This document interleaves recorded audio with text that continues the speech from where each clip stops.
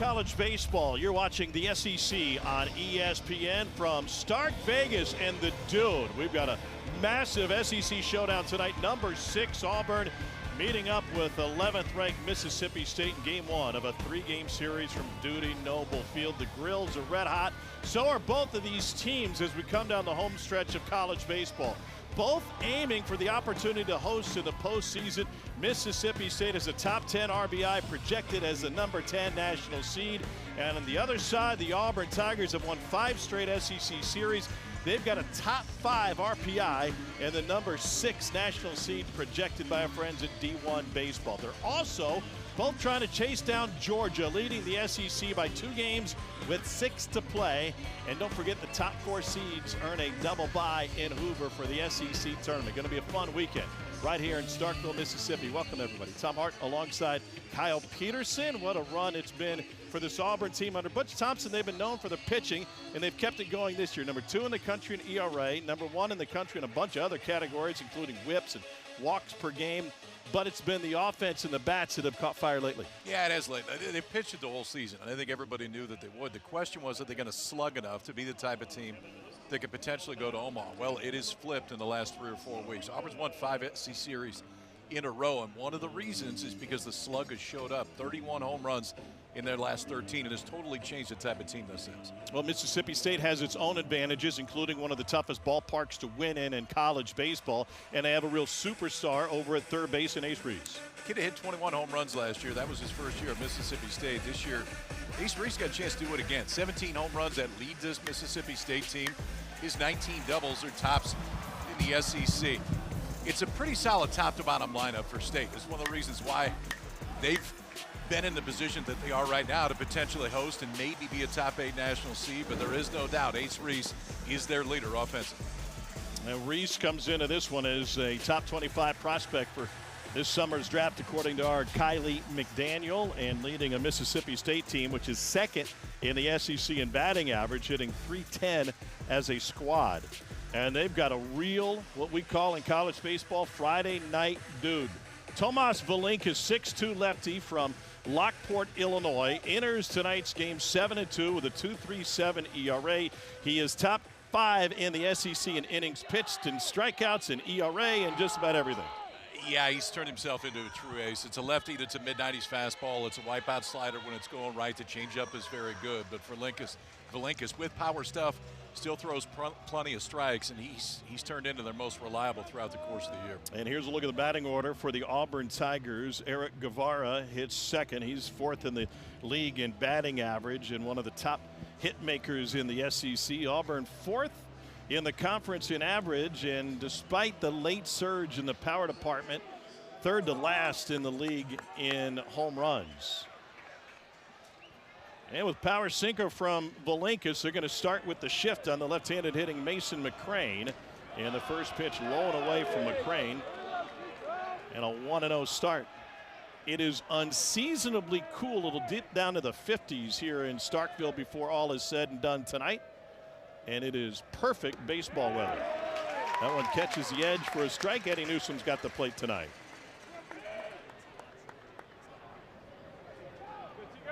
McCrane, a freshman from Salem, Alabama.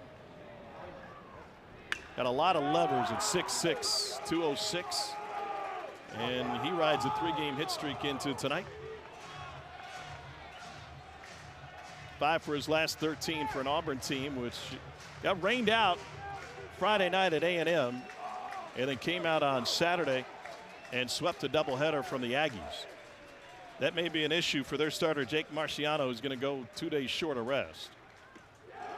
Outside 2-2. Marciano essentially going on big league rest today because of that doubleheader. Andreas Alvarez will go on 1 day short, so they bump a few guys up. Not much wind to speak of, none at all to start the game, and that one just missed. Everybody in the pinstripes thought it was strike 3. Typically, this thing can play like a bandbox, but won't get any help from Mother Nature this evening.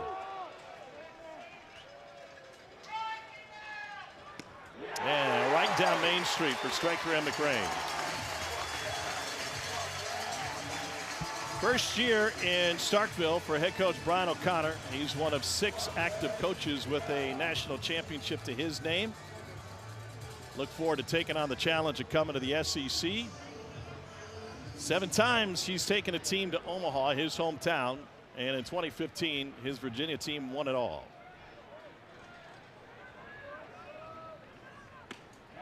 Big cut from Eric Guevara. This is an Auburn team, KP, that doesn't swing and miss much. They are looking for the 2nd consecutive season to lead the league in fewest strikeouts, and they work deep counts.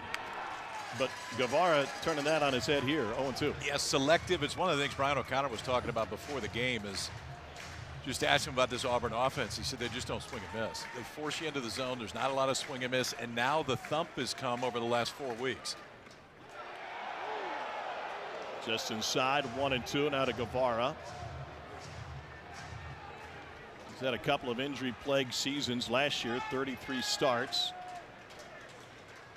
Primarily at third base, and he's back there for what is still a fairly young Auburn team this season. Unit from Panama City, Panama. Linkus is he's feeling pretty good tonight. That's the 3rd fastball he's thrown, a 97 already this game.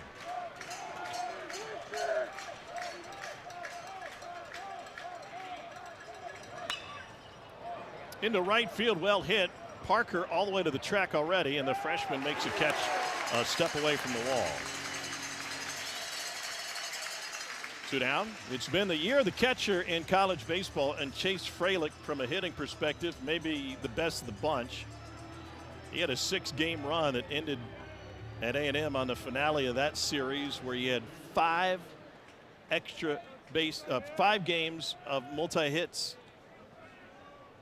And a 13 for 25 run with 10 driven in and 6 home runs. A monster series against A&M overall, with 3 home runs and 5 driven in for the sophomore from just south of Atlanta in Peachtree City, Georgia. I was talking to Everett T for the pitching coach of his Auburn team yesterday, and just talking about how good their pitching staff has been, and he said, you know what, Fralick has been a key to everything we've done. He calls his own game, and they've allowed him to do that all season. And it has turned into one of the best pitching staffs top to bottom. So offensively has had a great year at the plate, but defensively has been the key cog that has controlled that pitching staff that's been so good. 12 home runs on the season for Fralick, 7 of them in league play. And with 2 strikes on them, they'll flip Reese over to the right side into the grass and shallow right, put the shift on. The 2-2. And a punch out to finish the frame. Valinkus is indeed feeling it. He puts him down in order. In the top of the first, Mississippi State's powerful offense coming to the plate when we return to Dudy Noble Field in Starkville, Mississippi.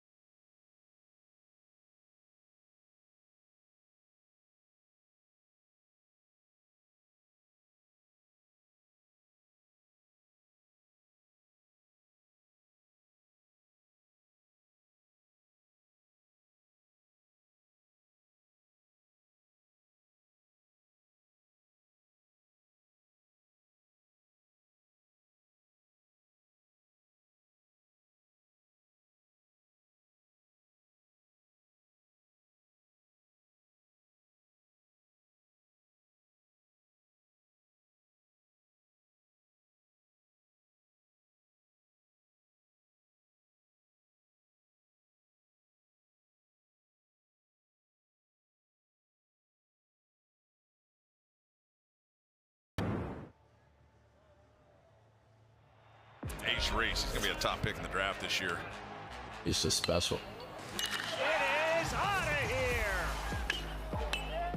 He does such a good job of always bringing energy. Ace Reese's superpower is he has a flair for the big, big moments.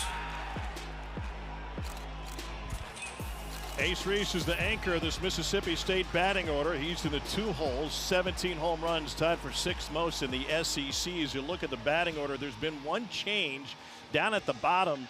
Drew Wires was slated to start this game at shortstop. He got hit by a batted ball during BP and experienced some dizziness. He's a late scratch, so Ryder Woodson is getting the start at short and plugged in the 9 hole. Well, Jake Marciano gets the ball for Auburn. He's put up considerable numbers this season as a Tigers. 13th start, an ERA of 2.26, which is 3rd best in the league. Yeah, primarily 3 pitches against righties. Fastball, slider, changeup. Fastball's not going to be quite as hot as we see for Valinkas, but he is an elite strike thrower. Has walked just 12 guys all year. He was on Baseball America's midseason player of the year watch list. This is a year after having an ERA north of 6 for Virginia Tech. And he starts with Garrick Fry.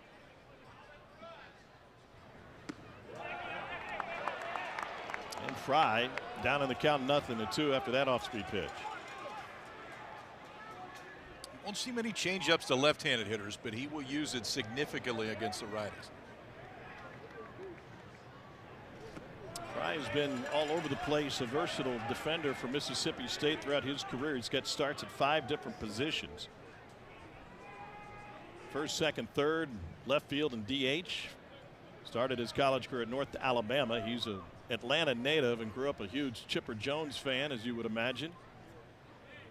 Told me before the game he had a Chipper Fathead on the wall growing up. And he's punched out on 92. One down with Ace Reese coming to the plate. Butch Thompson's taken Auburn to Omaha a couple times. He's a former Mississippi State assistant. 11th year now as the head coach on the Plains. And his pitching staff is once again one of the best in the country. He had some good ones when he was here. Part of the national championship team.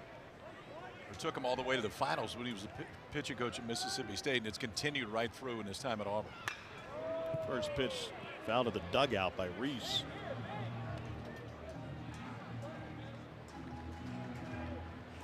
Reese Jr. from Canton, Texas. He was a Houston Cougar to start his college career. He's coming off of a massive midweek game against Nichols. Everybody hit on Tuesday night, and Reese homered twice. 2 of his 4 hits and 6 ribbies. 6 home runs for State in that midweek game. That'll get you feeling good. Time called out in left field. Bub Terrell had to help out one of the fans who dropped something on the warning track. Maybe about a hot dog. Could have been a barbecue sandwich, the way they got the grills going here today.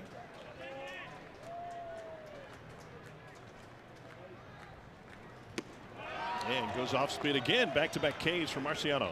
Yeah, and you see the different approach too. Marciano, that time slider heavy to Ace Reese. So it was change-ups to the right-hander Fry. Then this time gets ahead. He'll drop that arm angle a little bit too when he gets to 2 strikes, just to create a little bit more sweep. Run away from the left-handed hitter. And Reese pulled the trigger on when he couldn't get to 2 straight strikeouts to start it from Marciano. And with the bases empty, Marciano now going after Blake Beavis, who has turned the numbers up here late in the season. He has hit in 10 of his last 11. 3 home runs in that span and 15 driven in for the senior from Brentwood, Tennessee, who transferred in from Ball State.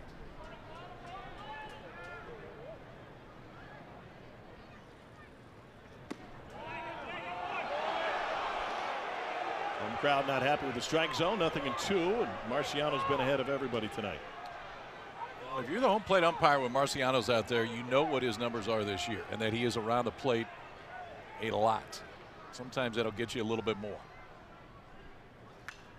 Marciano coming off of appearance at Texas A&M. We went 6 innings, allowed 4 hits and 3 runs. Remember, they got rained out Friday, so he had to throw Saturday. To your point about big league rest, normally it'd be a full week, but this series moved up to Thursday. We'll see if that has an impact on him later in the game. To the left side. Took his time and not in time. And Beavis beats it out. Brandon McCrane came around that one on the in-betweener with Guevara. Yeah, and I don't know if he didn't have a handle on it when he went into his glove the first time or just thought that he had more time, but this is a little bit too nonchalant. It's Blake Beavis. He doesn't run great, but he runs enough, and those extra 2 steps that Crane takes out there at shortstop enough for Beavis to beat it out. And I assume that goes as an infield single right there, but off the bat, you would think it was a 1-2-3 inning. And so extra work for Marciano here in the first. The DH Noah Sullivan at the plate. And behind on the count. Senior from Orlando, played at Dr. Phillips High School and then USC Upstate.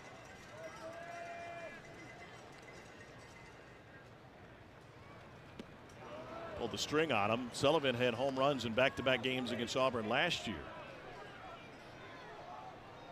He was a two-way guy for state. Started off 59 games at DH, made 7 starts on the mound.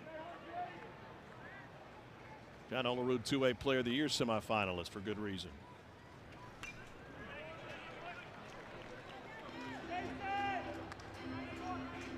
Yeah, this year pretty much hit only. That's just 1 appearance, and since then it's been all offense for Sullivan. He was lacking some offense in the Texas series last weekend. Just 1 for 13 with 7 strikeouts. Trying to get back on track because he had a massive series here against LSU and they sold the place out and then some. Went 7 for 16 against the Tigers.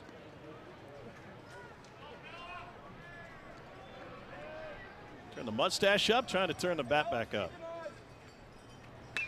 And he rips it into the left field corner. Terrell watches it come off the base of the wall. Beavis will head to third.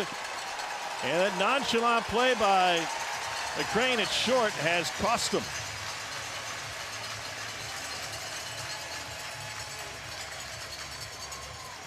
And went with the slider right here, and that was after after Sullivan did not look good on the changeup earlier in the at-bat. But watch the slider work back in towards the barrel. It just works right back into that spot that Sullivan can drop the barrel on it. This didn't miss going out by more than 6 or 7 feet, but it's played perfectly by Terrell out in left field. Because off the bat, you're thinking maybe this has a chance to drive in Beavis from first base. But watch him spin. The left-hander takes it on a hop, goes straight to second. No chance to score the run, but it keeps the inning going. And an early opportunity for freshman Jacob Parker. And what a first year he has had. From down in Purvis, Mississippi, former Purvis Tornado, was a 3-time All-American high school, #1 outfielder in the state, Mr. Baseball 4A with his twin JoJo, who ended up going in the draft. And Jacob has found college baseball to his liking, hitting .342 with double-digit home runs, and in his last 7 games, a pair of grand slams.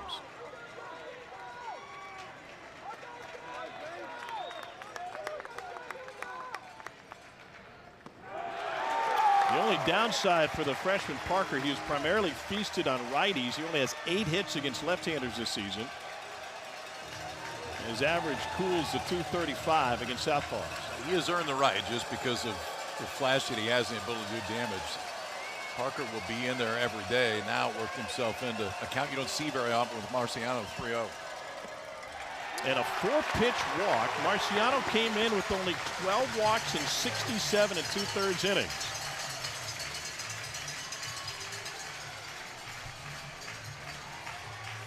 And the bases are juiced for Bryce Chance.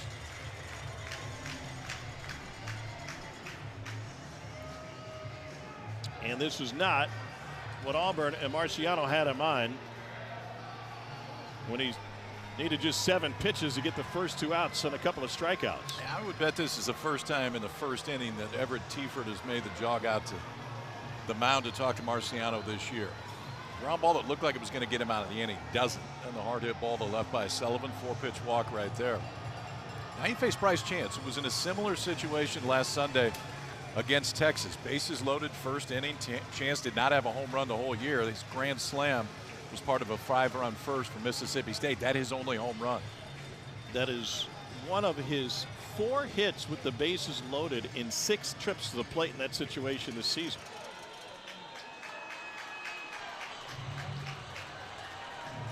Chance is the lone carryover from the 24 season. He's from Ridgeland, Mississippi. And in addition to that grand slam, he's carrying a hot bat. He's hit safely in 6 straight. Huge opportunity for State.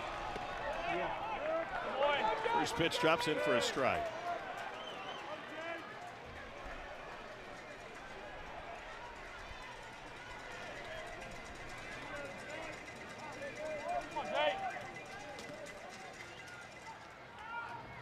And he corks this one deep left field. Terrell to the wall. And it's gone. Another grand slam for Bryce Chance.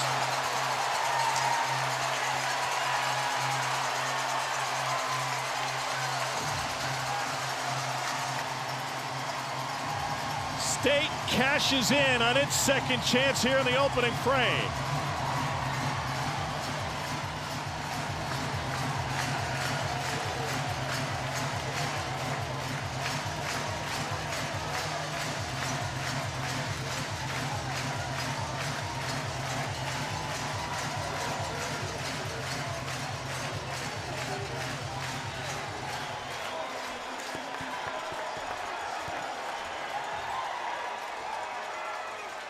Vitas Valencius at the plate now, with this place properly riled up on a Thursday night. Marciano should have been out of the inning after 7 pitches. With the Beavis ground ball, he beat it out. And since then, single walk granny.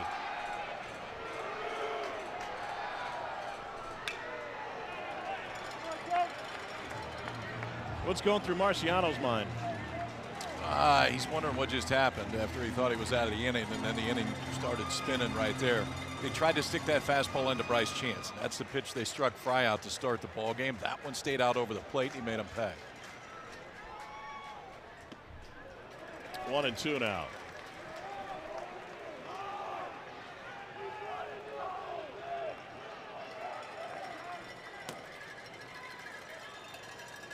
Home run for Chance, just his second.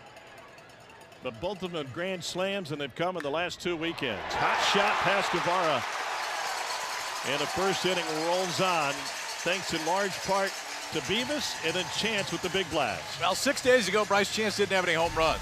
He now has 2 in the last week, and both have looked like this. First inning, bases loaded. They're trying to throw the fastball in, and it just doesn't quite get there. Look at Chance get to that fastball that catches inner third, but doesn't get all the way in on the black. He gets that barrel to it, gets just enough to run it out to left field. 2 home runs this year, 2 first-inning grand slams, and that gives State an early 4-0 lead. And here's Kevin Maluski, the Mississippi State catcher. Now, talking with Mississippi State head coach Brian O'Connor before the game, he was showering Marciano with praise, and he said, I think our only chance to get to him is going to be to run into 1 or 2. He said, I don't see a scenario where you're going to string together 4 straight hits in an inning. Now, that being said, 3 singles and a walk around that grand slam. Junior from Wallingford, Connecticut, played at Seton Hall.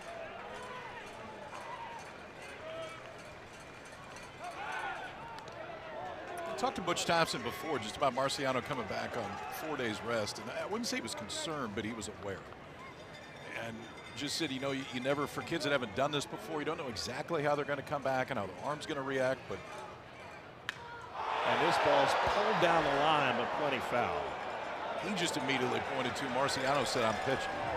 It's game 1 of the series, and okay, it's short rest, I'm going to pitch. And he said, the biggest thing I appreciate about that is it keeps everybody else on what their normal rotational spot would be. But you could tell there was potentially some concern as to whether or not the stuff would look a little different to them. It's an Auburn staff that has an embarrassment of riches from a starting perspective, and that includes Jackson Sanders, who's now pitching out of the bullpen.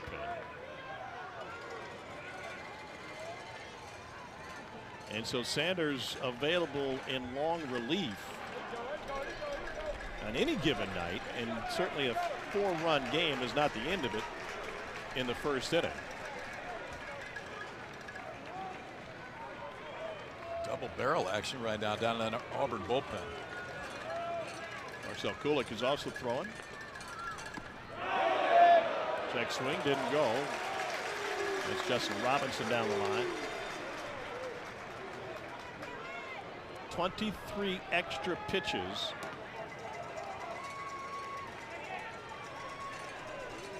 After the infield single by Beavis.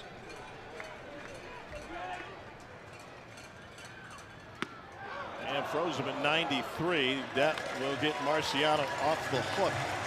But on after 4 runs on 4 hits with 3 Ks, and Bryce Chance slugs his way to his second grand slam in 6 days. State partying early.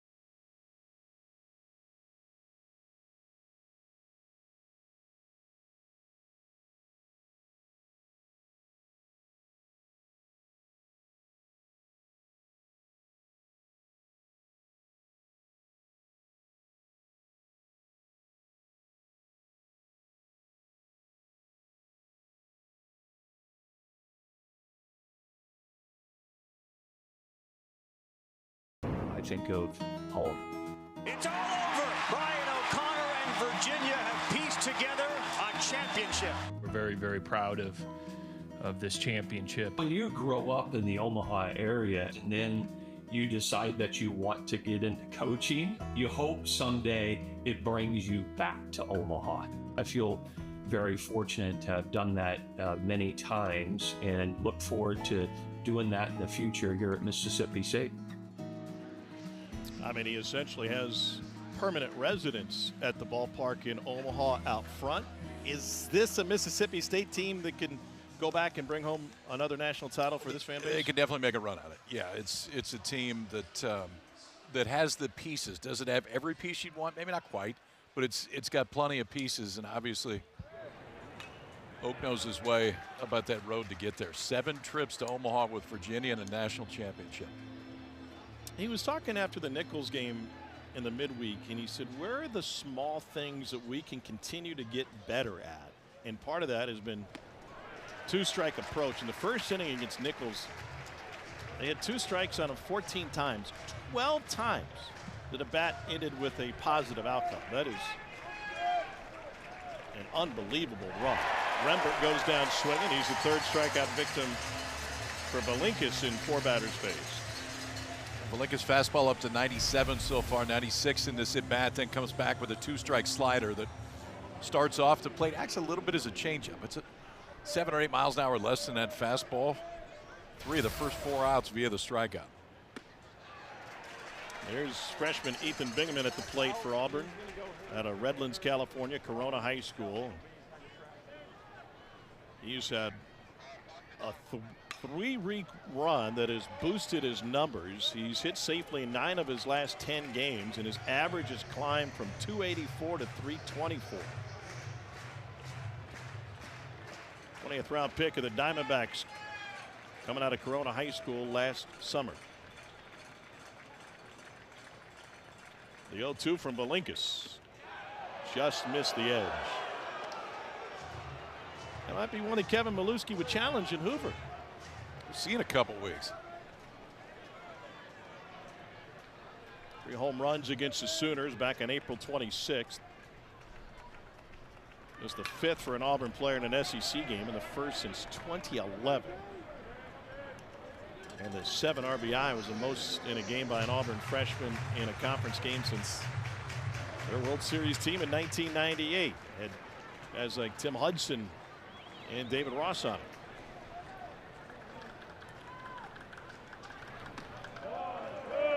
27 up 2-2.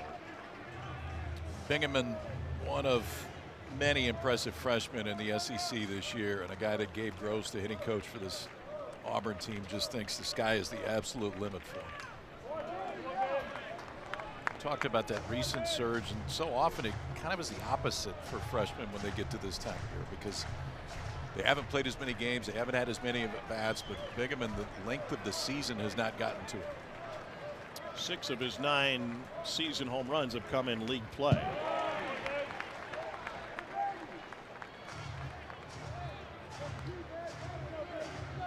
There's Gabe Gross, runs the offense for Auburn, former Auburn star, former Auburn quarterback.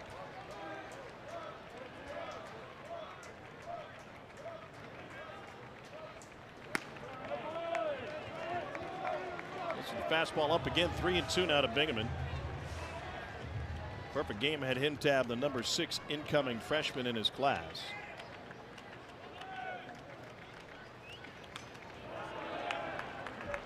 He's fought off some pretty good ones in this at bat too. Fell off 96. It was at the bottom of the zone. That time a slider. 3-2. They were trying to steal another strikeout. It's been the 10th pitch of the plate appearance. A swing and a miss at 97. That is strikeout number 4 in an inning and 2/3 for Valinkas. Valinkas, we talk so often about guys that use that fastball at the top of the zone. Valinkas is one that can sink it pretty good. And he's doing it at 96, 97. So it's tough to lay off that pitch that ends up down and out of the zone but starts knee high.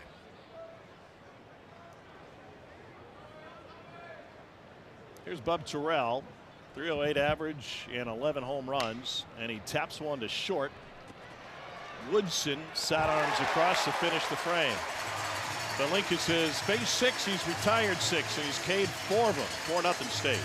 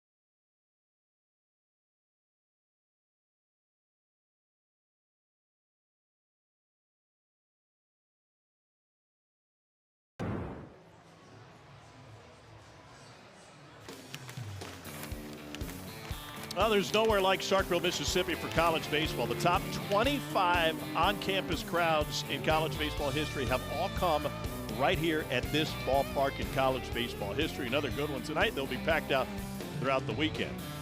Feels like a heavyweight fight. Now Jake Marciano trying to pull a Rocky Marciano.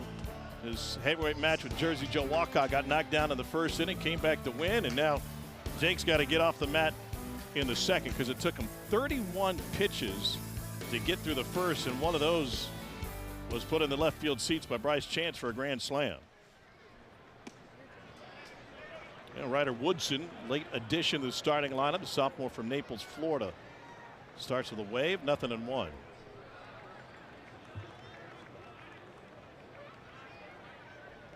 Woodson just 1 for his last 19.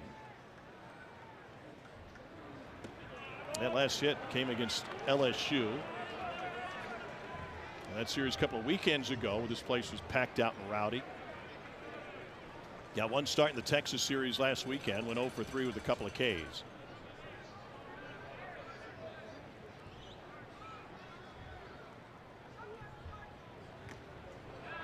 Transferred in from North Carolina State, played for Elliott Avent, and had a hard time getting off the bench there.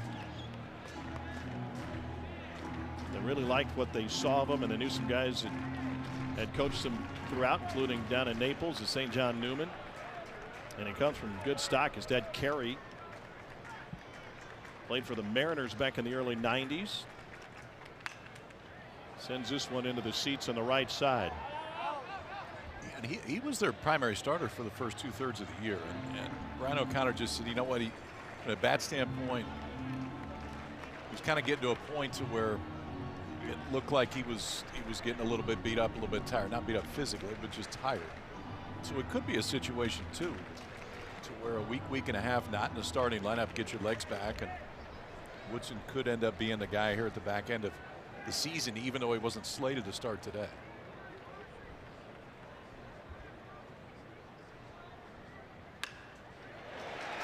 That one sneaks by McCrane and gets into center field. Leadoff single. NBA Conference Series semis continue Saturday on ABC. It's Game 3 as the Thunder take on the Lakers. Coverage begins with NBA tip-off at 8. Catch it on ABC, and as always, a game available on the ESPN app. OKC leads the series 1-0. Game 2 is tonight. Right now, Thunder have won 6 straight playoff games dating back to their championship last season.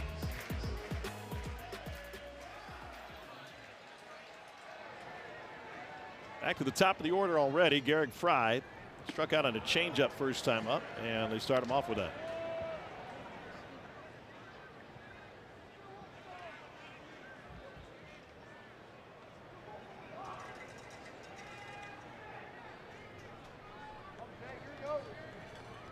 Homered in the Texas series.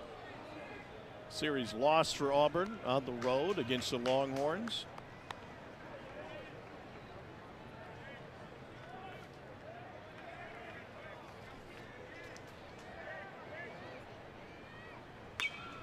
And now back in the friendly confines of the dude. It's like all or nothing here at this ballpark for them, isn't it? It's either sweep or be swept. Yeah, it's a strange combination. I mean, they went 2 straight weekends where they were swept, and this is after starting as hot as about anybody in the league. And since then, State's been outstanding.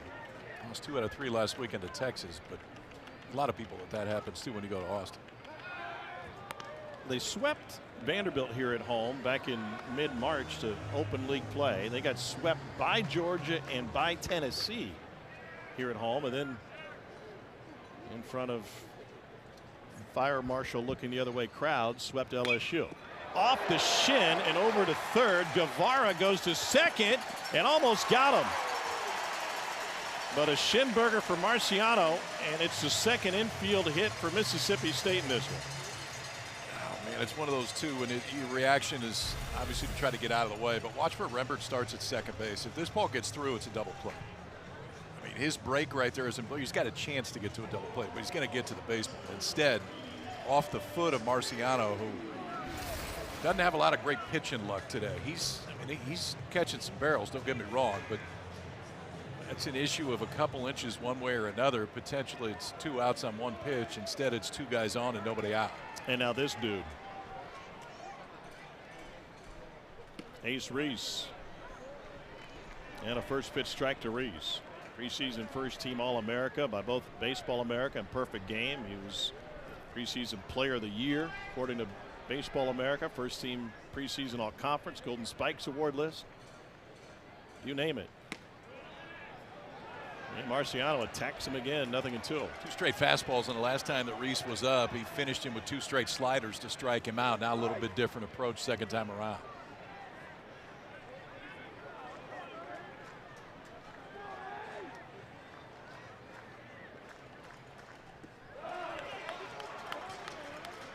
Must have felt good in the Nichols game on Tuesday night with a couple of home runs, but just 1 for 11 with 7 Ks against Texas last weekend.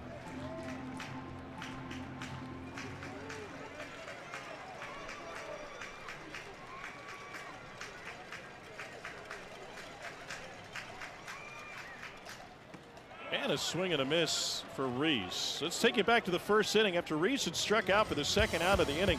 Blake Vivas sent a ground ball to short that was casually played by Brandon McCrane. He beat it out, And then the wheels came off. Single walk to load the bases. Bryce Chance leg kicks this one into the bleachers and left.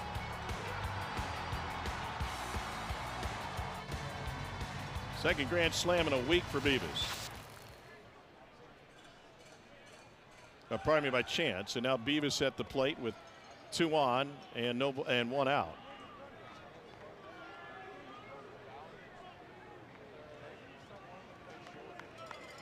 Well, they've got some options over at first base. Beavis making his 21st start of the season. And that opportunity opened up due to injury. To third. Kick of the bag and a throw across and a 5-3 double play. Gets Auburn off the field here in the second. Or does it? Yeah, it does. They won't challenge it. We'll talk with Auburn head coach Butch Thompson. His team down 4 early. Game 1 of the series when we return.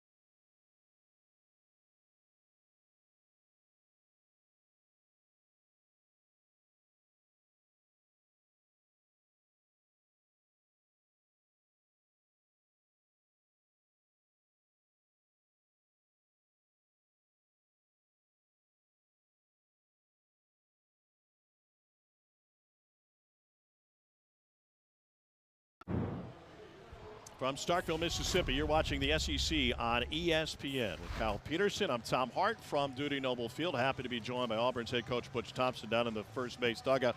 44 pitches for Marciano through 2. How do you balance that now in a 4-run game, game 1 of a series? Get a double play ground ball like that helped more than anything. I got Everett Teaford, my pitching coach. We knew he threw 31 in the first, and on 5 days rest, we hadn't been used to that this year. So maybe bought him another inning there, but we're a little anxious with that. But we have a complete trust, and I told him I got your back today no matter how tonight goes. But couldn't wiggle out of that first. I thought we had to play it short as our best opportunity after the first 2 strikeouts, and we rounded off and shuffled on a jailbreak play. So, but we paid for it, but got a long game here still. Butch, thanks for your time. We appreciate it. Appreciate Thanks, you, man. Game 1 of 3 tonight between Mississippi State and Auburn. And a first pitch strike to Brandon McCrane.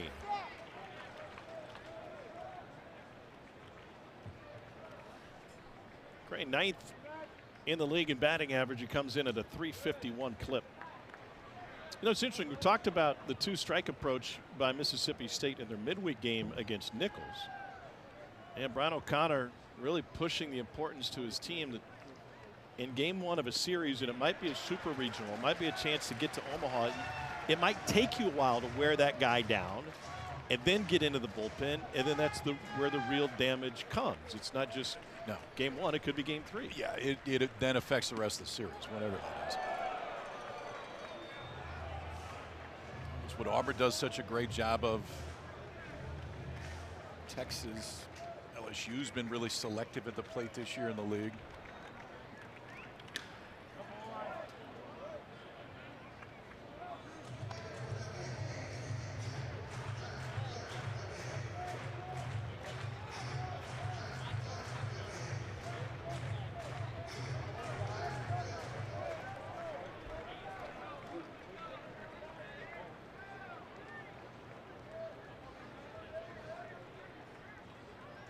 Oh.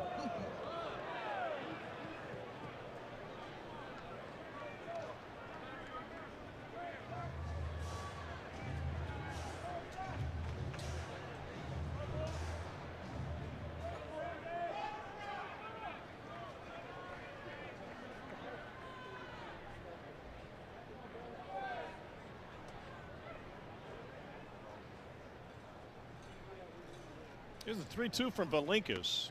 And a swing and a miss. Strikeout number 5. Well, we got state royalty in the building today. was Cowboy. Hey. He was a Grand Marshal for the 107th opening day parade in Cincinnati this year. We got to talk to Cowboy. I miss seeing Cowboy. That was when I started doing this. Cowboy was in the booth in Omaha. Yeah? Yeah. We solved some problems a few nights, too.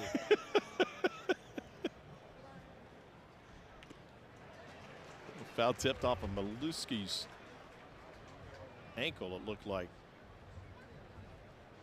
Reds were in Chicago today, I believe. They got walked off the last couple of nights. And they lost this afternoon 8-3. Eddie Madrigal at the plate, 261 average. He's been battling through some injuries.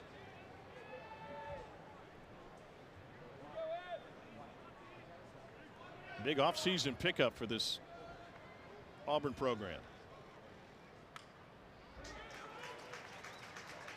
Yeah, if they can get Madrigal going, that really lengthens his offense. They thought when they got him he may be a middle of the order guy, and he has battled some stuff this year. But if he can get it going, this offense that has gotten hot over the last month, chance to be even better. Had a 3-hit game one of the A&M series. 0 for 8 the rest of the way, and he swings and misses at that one. That is strikeout number 6 for Belinkus already. You're watching what a first rounder looks like next year. Belinkus just a sophomore, so not draft eligible this year, but this is big time stuff. And it's not just velocity, it's the ability to control it, it's the ability to throw that one, the breaking ball, which has got a bolt of strikeouts in this inning.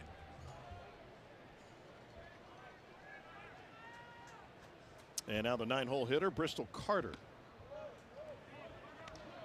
Junior out of Oak Ridge, North Carolina, by way of ECU. 2 years ago as a freshman with the Pirates, second on the team in batting, and a second-team freshman All-America season for East Carolina. 101, 95 from the left side.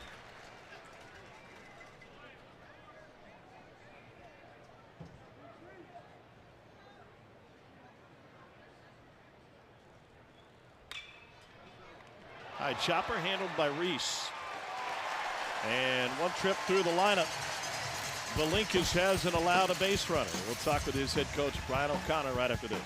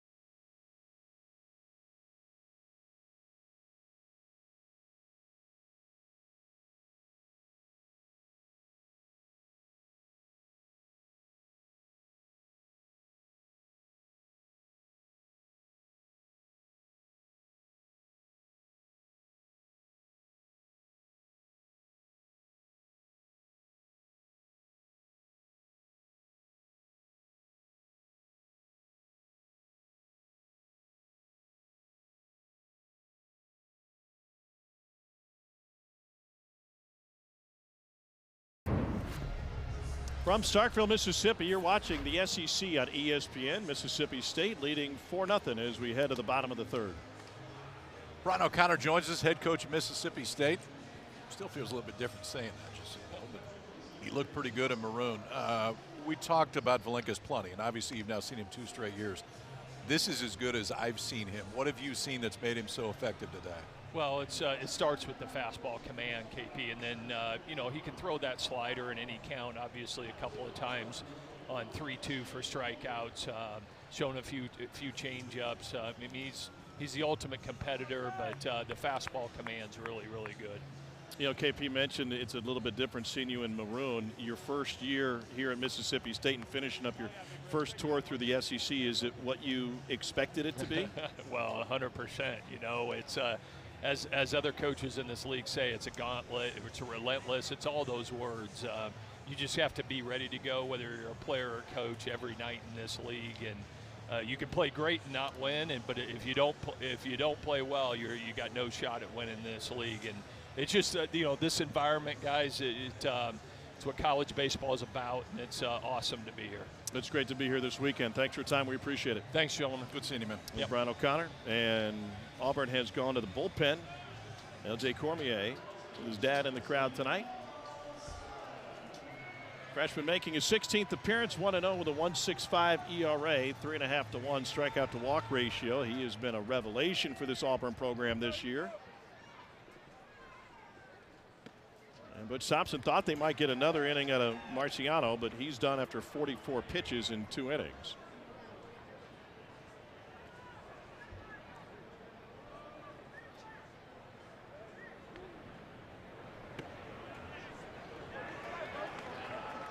Talked about Cormier, and there's a lot of good on this Auburn pitching staff, but for the freshman to step up, had the consistency that he has had this year for the staff, and he can give you a little bit of length here too. Drops in for a strike, 2-1.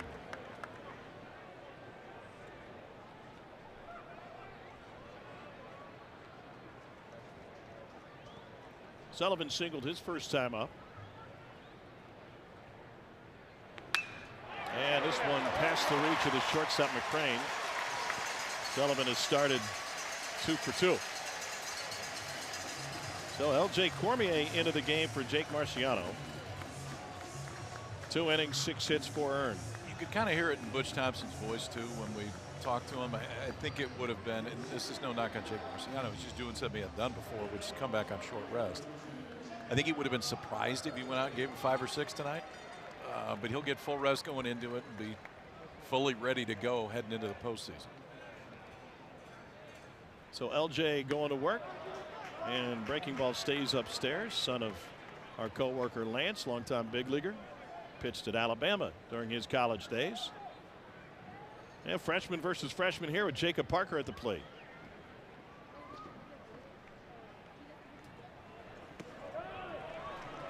Two and 0 now to Jacob.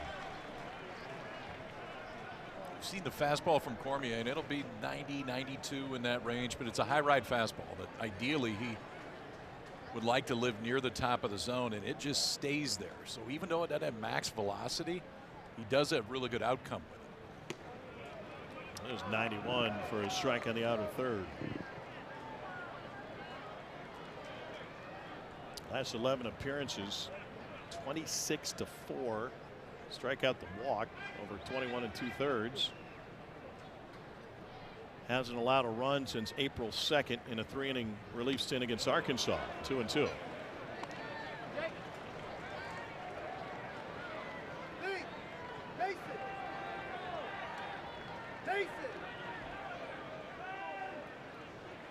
See a lot of guys that'll grip a split. If they throw a split, they'll grip it early. Cormier grips that changeup before he goes into his glove. Runner goes. Great break. Cormier wasn't paying much attention, and Sullivan's got his 9th stolen base of the season. You said it right there. Sullivan stole this one on the freshman right-hander. In fact, he had to stop. The break was so good he had to stop himself. Watch him go and then put the brakes on. And heads on. There's no reason to even throw that one. Gets the strikeout, but Sullivan on there with a stolen base. State's not a team that runs a ton. Bottom 3rd in the league in swipes this year.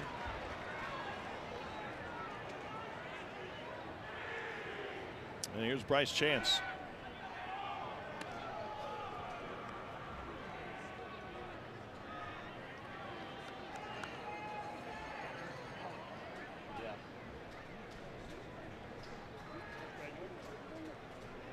Going over my notes on Chance. As you mentioned, 2 grand slams in 6 days, and it's a guy who's tied for 6th in the league in sacrifice bunts. He's 2nd in the league in doubles. I mean, the combo is kind of all over the place. It is crazy, and you mentioned it his first time up. He's the only guy in this Mississippi State uniform that was here 2 years ago.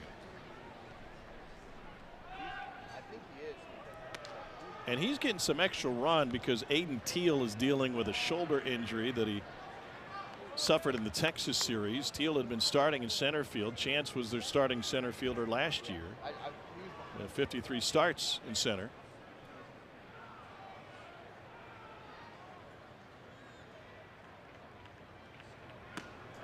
Curveball stays up.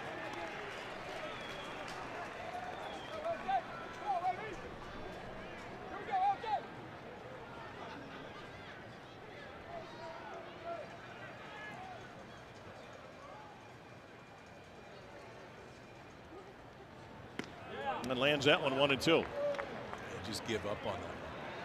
So fastball, you got to be ready for at the top of the zone, and then it's the slow curveball that's just about 20 miles an hour less than the fastball. You don't see as many over-the-top true 12-6 curveballs, but Cormier has one. And there it is again.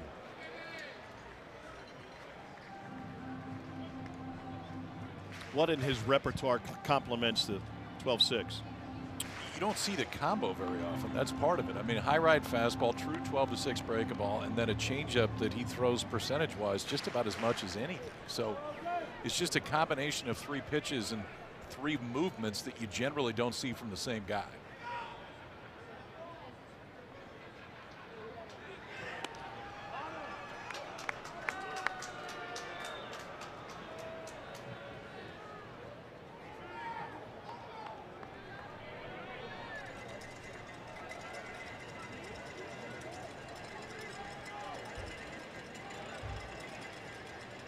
The 1-2 to Chance. That's the change. It's nasty. And the key with that, we talk about him setting he sets the grip in his hands before he comes set, but the arm speed is the exact same thing as the fastball. So to a hitter, you just can't see it, but then velocity difference is 10 or so and the bottom drops out. He'll throw it plenty to righties and lefties too. Swing and a miss on a fastball. Back-to-back Ks for Cormier. You talked about the repertoire and what does it look like. Well, here's the difference in the last 2 pitches. So the changeup, watch arm speed, even though we're slowing it down, it's full, and Chance just got a piece to stay alive. And then he comes back at 92, and this one just stays there. Even a pitch that is down at the bottom of the zone, but bottom third of the zone, Chance still swung under it. It shows you that even when it's lower in the zone, it still has really good carry to home plate. The 2 down, Vitas Valencias at the plate. Brother of the starting pitcher, Valencias. That's right. They pronounce their last name 2 different ways. And mom pronounces it a 3rd different way.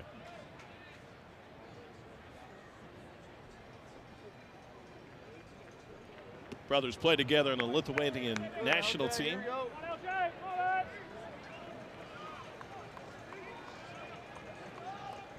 And Vitas started his college career at Illinois. There's Tomas. Staying loose in what is one of the largest dugouts in the world. Yeah, they didn't miss a whole lot when they built this place. It's it is first class everywhere you look, including the smells. If this were a scratch and sniff screen, it would be barbecue.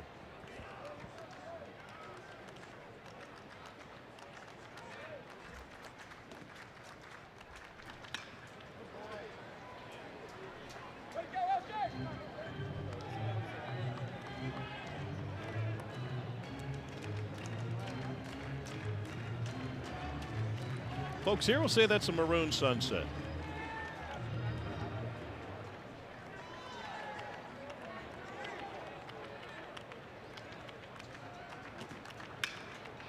Poked foul. Can you remember a spring in the SEC this late where it was 66 degrees? Dave Gross had a sweatshirt. He did. I mean, usually you're peeling layers. You're not adding layers this time of year. I am just fine with it. That's probably running about 350 right now. Hot shot. Guevara couldn't glove it. Around third is Sullivan, and he'll score from second on the 2-out knock by Vitas Valencias, his second hit of the game.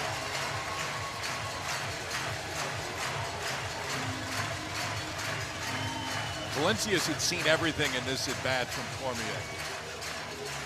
You've seen that break a ball, and it has a bubble on it. Kind of goes up before it goes down. You can see the first movement out of his hand.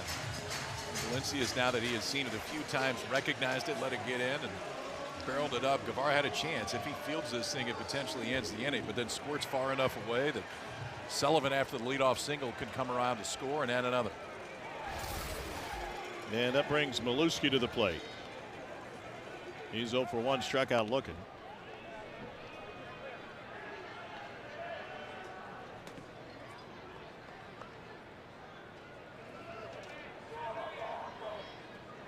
Mississippi State tonight is 5 for 8 with 2 outs, including all 5 runs produced. It goes back to what you were talking about in the midweek game. I mean, the approach has remained consistent here, just like it did against Nichols on Tuesday.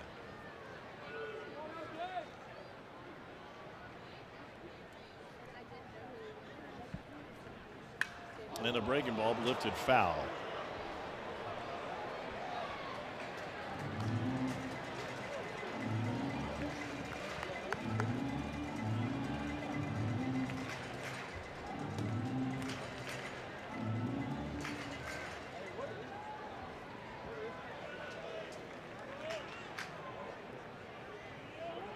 Milewski's second team All Big East last year at Seton Hall.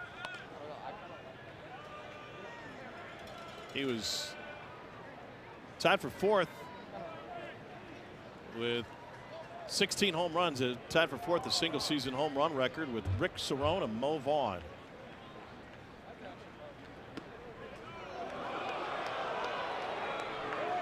One and two.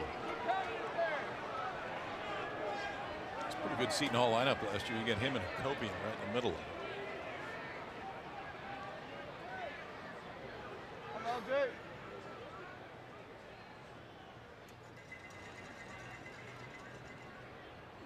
Yeah. Just a hair low. And Aiden Robbins. Yes, Aiden Robbins. Kopian was on the East Coast at least, but not at Seton Hall. He was in Maryland. Same time zone. Right there.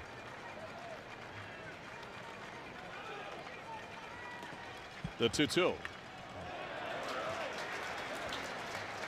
There's been 3 or 4 of those already for Cormier that they just get a piece to keep the at bat going.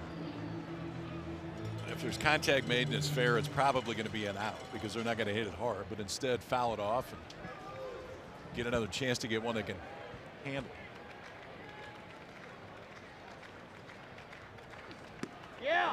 And got a sword with the curveball.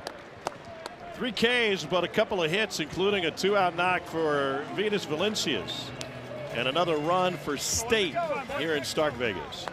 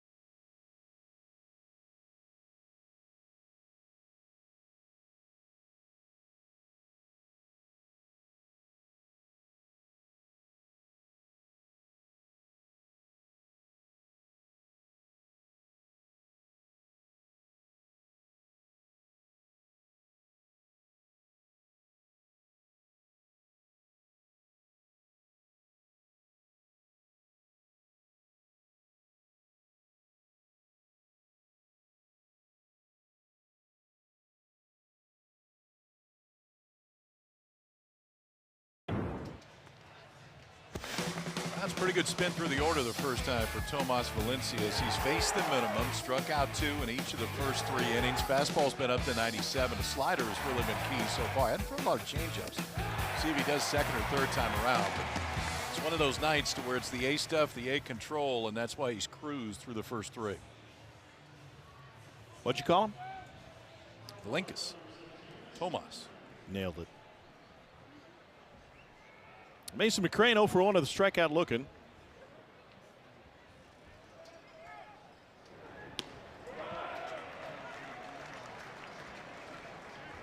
McCrane's got 5 home runs in the season, 4 of them in league play. Waits before he engages the pitcher.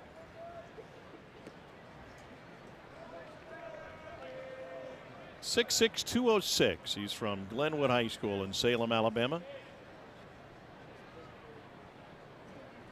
Moved into the leadoff spot a couple weeks ago in the second game against Florida. And had a 3 home run, 6 RBI series after that. In fact, in the second game of that Florida series, he homered him back-to-back at bats.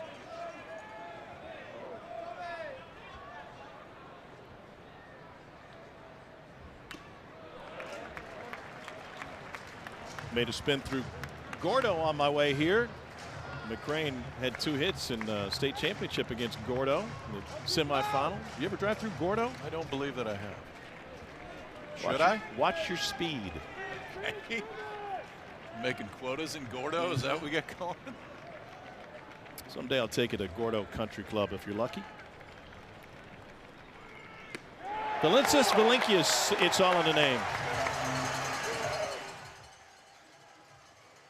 My name's Tomas Valinkius, and I'm from Lockport, Illinois. I'm Vitas Valencius, and I'm from Lockport, Illinois. I say Valinkius. I can't say we. My brother says Valencius, and it flows better with his name, and I think Valinkius flows better with my name, so we kind of go with it. I mean, hearing him explain it kind of makes sense. You get off easy. Like, there's just heart. I mean, there's nothing else you can do with it. That's it. Did you ever go by Pedersen? No, but it's not too late. My dad's not watching.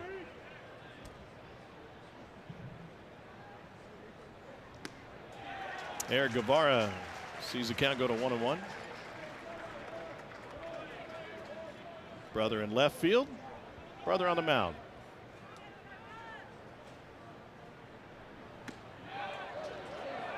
Just missed, 2-1.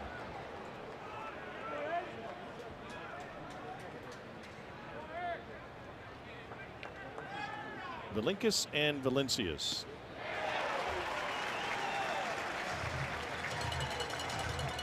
One of them gets 2 hits and the other one punches out 7 of the first 10. I think they're fine on that Mississippi State dugout. You call yourself whatever you want, boys. Just keep doing that. This is a roster that's a blend of former UVA players that came down with their head coach and leftovers from state and other transfers coming in. And Tomas in the preseason was talking about how they blended in together. Said all the state guys know the fishing holes, so it turned to a dogs catching hogs. And Valinkius knows how to get guys out. He does.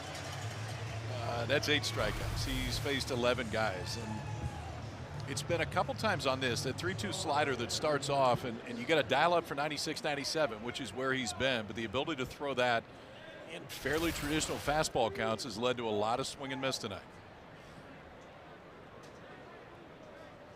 Chase Fralick was his 2nd strikeout victim of the game.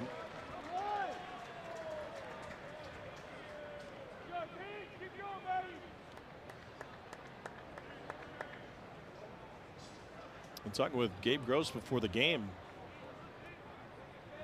He talked about the propensity to roll over against Valinkius with the power sinker. And there's 95 up in the zone. The guy is one of the top double play inducers in the SEC, but Auburn can't even put the ball in play tonight.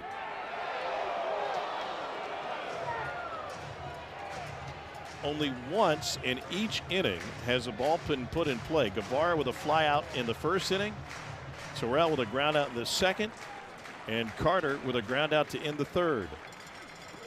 And they can take this inning off. He K's the side. That's 9 already for Valinkius. Now 2 in each of the first 3 innings. They go ahead and strike out the side the second time that you go through this order for Valinkius. It's been all 3 working. Fastball freezes him to start. Then the 3-2 slider, the 96. on the outside black, followed by a slider swing and miss. He's got them all going tonight, and it's a great early start for State, and Valinkas on the mound.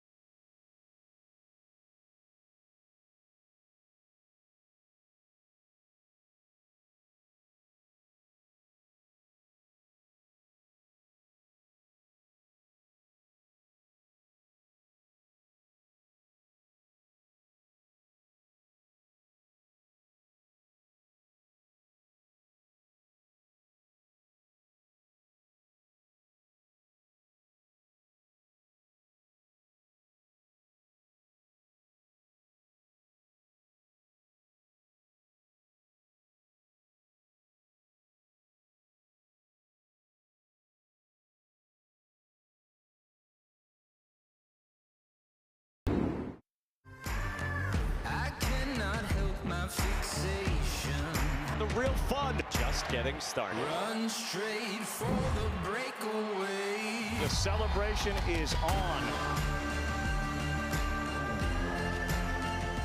Game one of this three-game series in Starkville. Two teams have their sights set on Omaha. Disco ball is rocking. What do you think we got out there?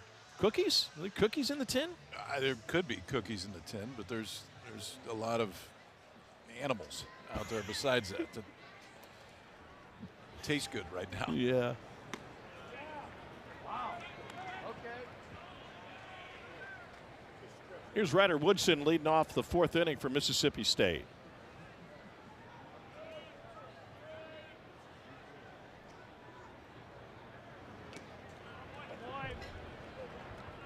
About an hour before first pitch, we were deep into our scorebooks, getting the lineups ready. And the smell just kind of overwhelmed the entire stadium. It's kind of when it hits you for the first time. Uh-huh. You got to stand and show your appreciation quick. We'll say Went 1-2 now. Justin Robinson down the line. Where there's smoke here, there's red meat.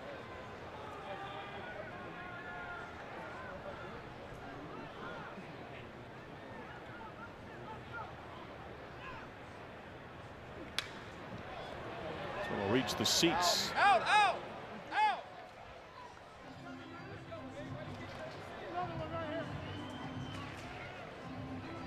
The crowds were so good for the LSU series. The folks who've been coming here their entire adult life, at least one of them said, I think maybe the fire marshal was looking the other way. Or he was here. That's right. He just took his uni off before he came in.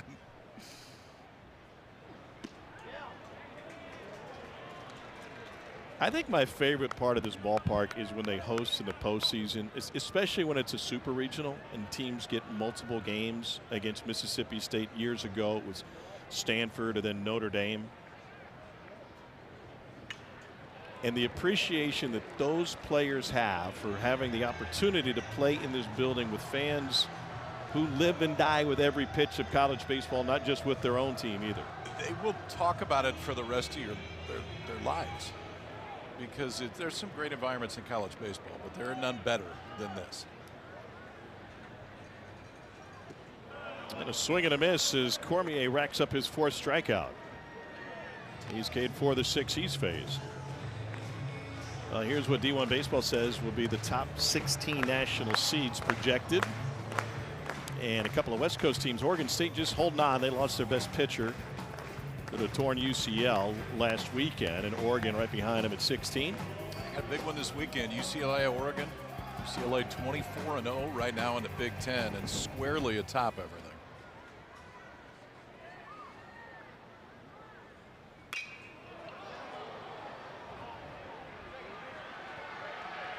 Terrell calls off his shortstop and makes a catch with 2 down. UCLA undefeated, as you mentioned, in the Big Ten.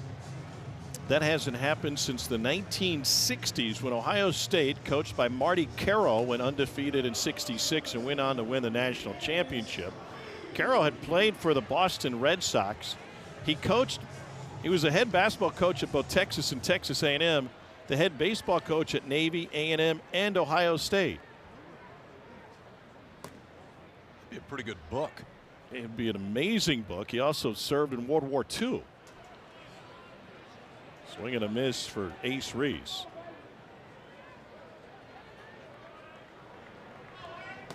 In addition to playing for the Red Sox, he played fullback for Ohio State football in the 20s.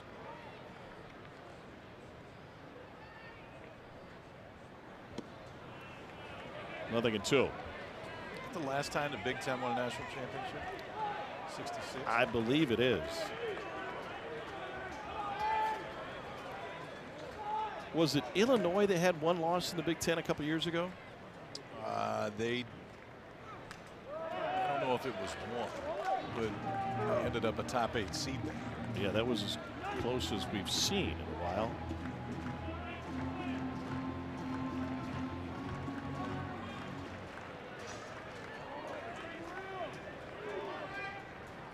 Cormier has struck out 4. And this one finds the seats on the left side. Well, could be the year of the Big Ten. Heisman Trophy winner, national champion. Dusty May in Michigan brought home the hardware, and UCLA women's basketball did the same.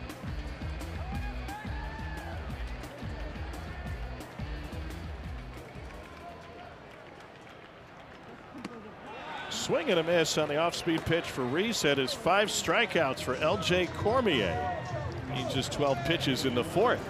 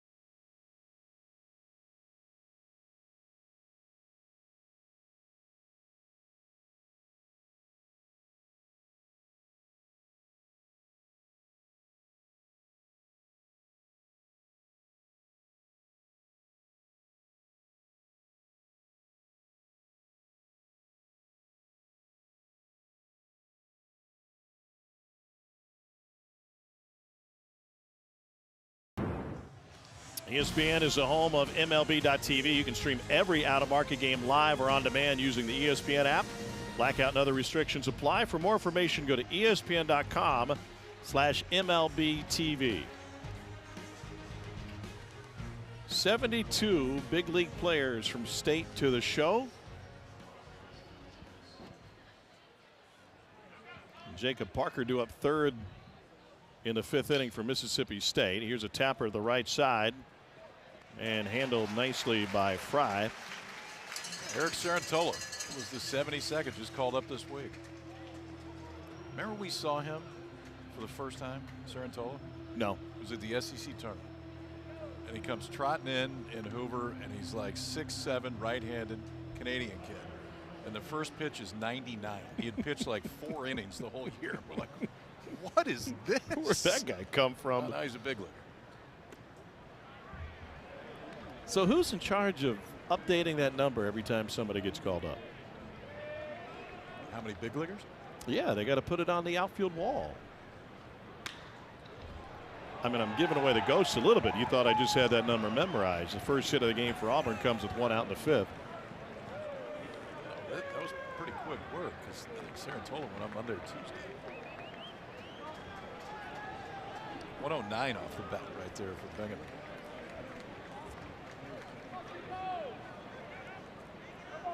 And here's Bub Terrell. Yeah, to answer your question from last half inning.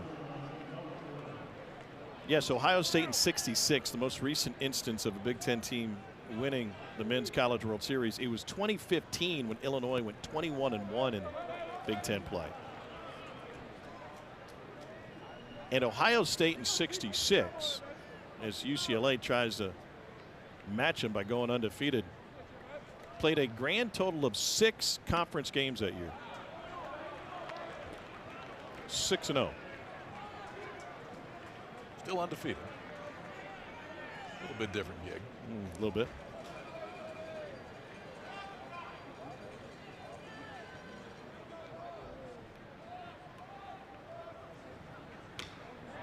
Bet you $1 you can't name the first Big Ten team that went undefeated. It was 1902. That won't help you at all, but there's a reason it would be a tough guess. 1902. By the way you asked that, they're no longer in the Big Ten. Holy Cross. No. Oh. Well, they're still in the Big Ten. They just don't sponsor baseball anymore. It's Wisconsin. Really?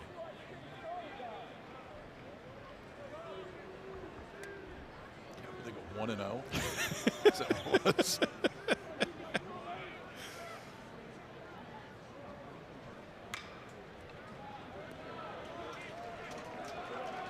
Bob Terrell's had a really good offensive turnaround this year. When I had Auburn about 5 weeks ago at Georgia Tech, set him down the next weekend. But man, that offense has returned, and like we were talking about with Madrigal, this is another guy because there's some thump in there. He can do some damage. He's gotten it going just as his offense in its entirety has gotten it going.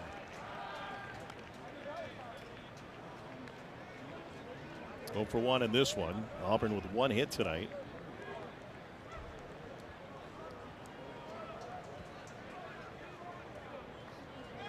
So UCLA in its second year of the Big Ten, trying to win it all. #1 team in the country. There goes the runner, swing and a miss, and no throw to second.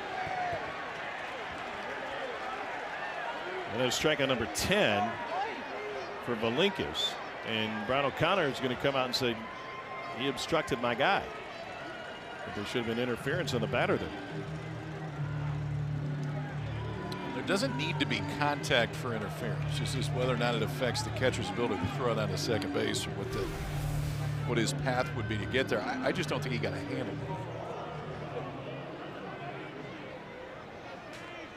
I don't know.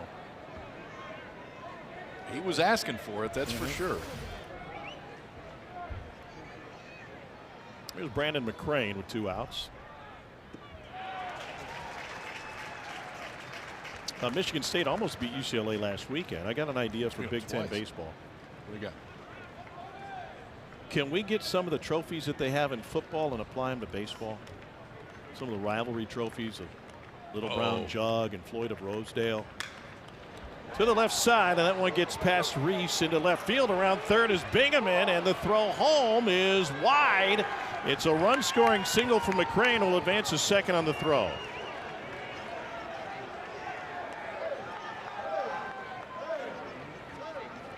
Well, first 2 hits of the ball game for Auburn in this inning, but really the first time they put the ball in play with authority so far tonight against Valinkas. 1 out single by Bingham. Advanced to second base on the stolen base. Then a good job right here by the freshman McCrane.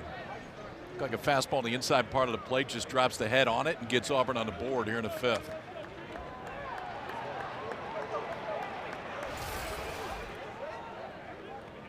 And here's Eddie Madrigal. Struck out swinging his first time up.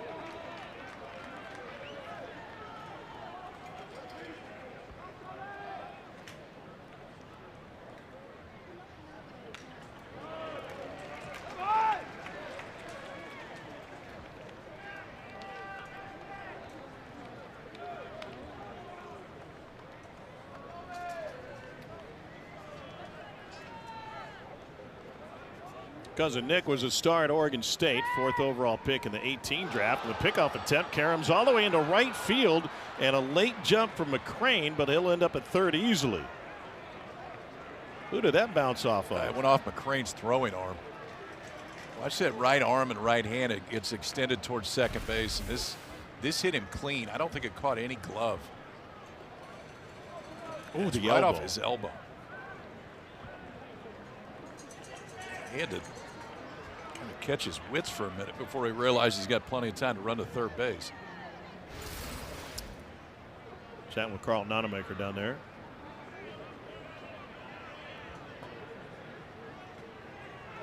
Man, that was direct.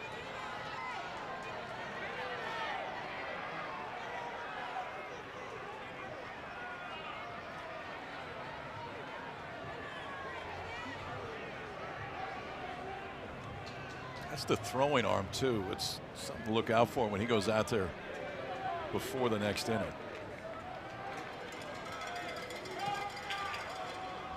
Got a healthy secondary lead. Madrigal looks at that one in for a strike. 1-2.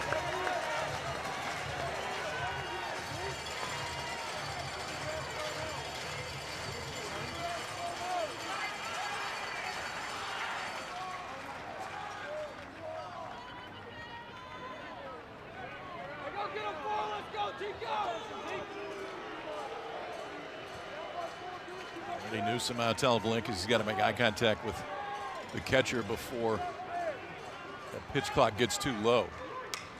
Tap right back to the mound, and that will get State out of the inning on the comebacker. Tomas Valinkas has allowed a couple of hits in the 5th. First 2 he's allowed tonight. 5-1 State.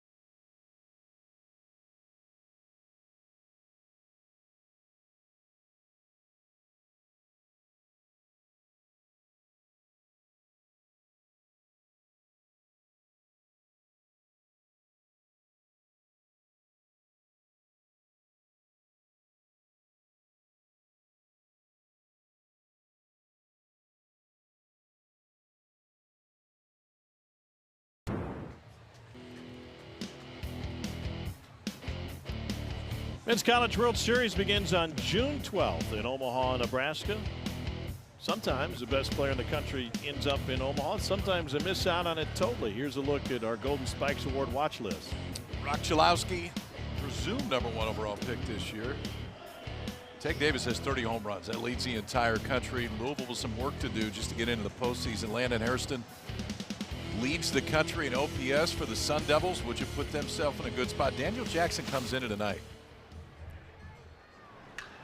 And this ball's ripped foul by Beavis. Leading the SEC in average home runs and RBIs. Trying to become just the 3rd Triple Crown winner in the history of the Southeastern Conference. Both of them played here at State. Rafael Palmeiro and Brent Rooker.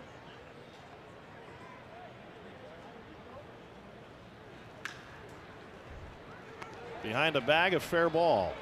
And a beautiful dig over at first base by Bingaman. So here's how the numbers stack up for Daniel Jackson, chasing the 3rd Triple Crown in SEC history. Batting average, the next guy is just a point behind. Home run totals 2 behind, and second place is 3 behind him in Ribby. He's not too far away in stolen bases. Daniel Jackson's already gone 20-20 And he's a catcher. Yes, and he's catching every day. He's got a chance to go 25-25 this year.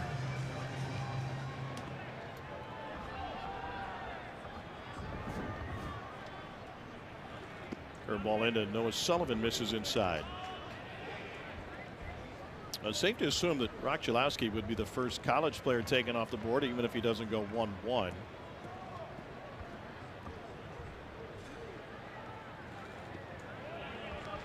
Draft is heavy on high school talent as well, but the 24 draft has already produced a number of big leaguers, mostly coming from the college ranks.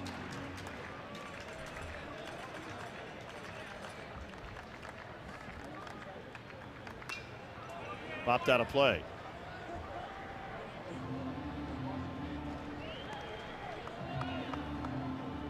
And former Vanderbilt Commodore Spencer Jones has just been called up by the Yankees. So has he now? Good. Two big guys in the outfield. He's 6'7".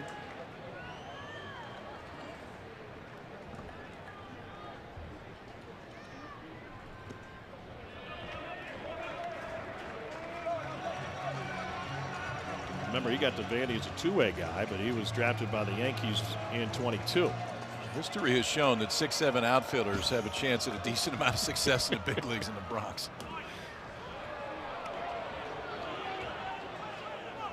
Full count now. Cormier has struck out 5 in relief in 2 1/3.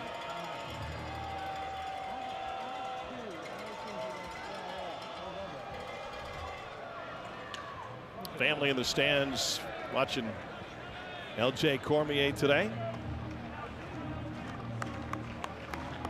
Cormier longest out of the season, 3 1/3. Most amount of pitches that he's thrown until that last was 47. There's Lance in a blue cap and his son Wilkes next to him and his wife Jamie on the other side. Lance 8 years in the big leagues. Little flare, Rembert back, and it's over his head. And a 1-out single for Noah Sullivan gives him a 3-for-3 night.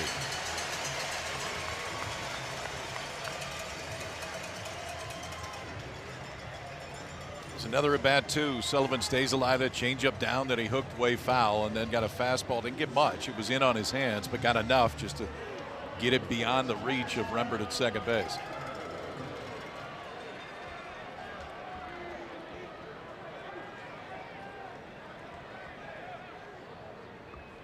Now here's Jacob Parker.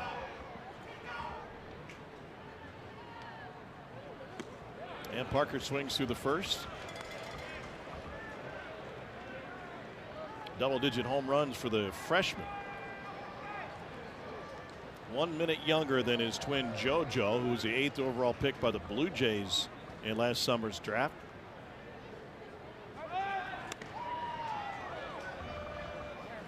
You see the video he did with the Twins did with Buck Showalter? Yeah, I watched it today. Draft combine. Yeah. One of them turned to Buck, who of course played his college ball here at Mississippi State, and said, "Well, what was Starkville like when you were there? Just cows?" Buck wasn't sure about that one. Then I think Buck fired back. Why don't you go look up my stats? They were pretty good.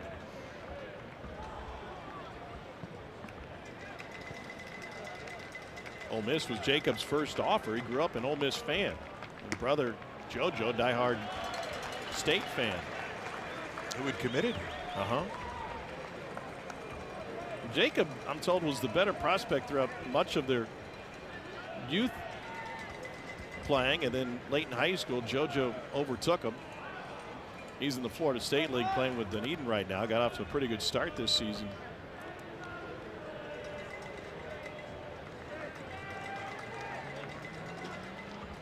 Jacob was second in the country in home runs, 17 in 36 games his senior year for the Purvis Tornadoes. 2-2.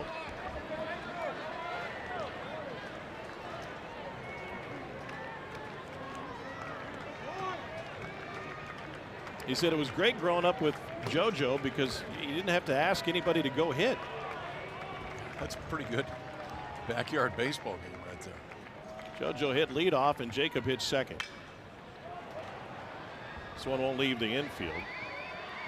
And McCrane hasn't had to test the throwing arm after being hit in the elbow. Let's take it back to the first inning. Bryce Chance taking advantage. Pretty quick start right here. Bryce Chance, who hit a grand slam just 6 days ago in Austin, does the same thing in the first inning right here. That gave State a 4-0 lead. Jumped on Jake Marciano, and they ended up chasing him after 2. You think short rest impacted Marciano? I do. Yeah, I do. And I think you'll see him back to the form he's had the entire year next week. Auburn gets the nation's home run leaders, Georgia, in town next weekend. And here's a shot to left field. Terrell on the run, passes reach, hops up against the fence, scooped up by Carter. Sullivan will score all the way from first base on a 2-out shot to the outfield by Bryce Chance, who's driven in 5 tonight.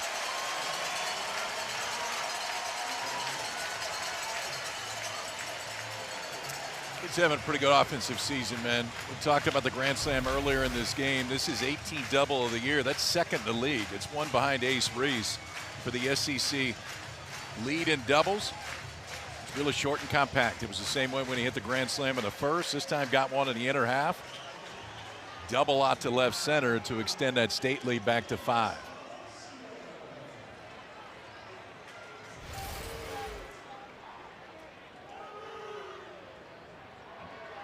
.55 pitches into the relief outing for L.J. Cormier. And the curveball's hit into shallow center. Carter underneath it. And that'll close the home half of the 5th with a run on a couple of hits. Bryce Chance with a grand slam and a run-scoring double. Having a night.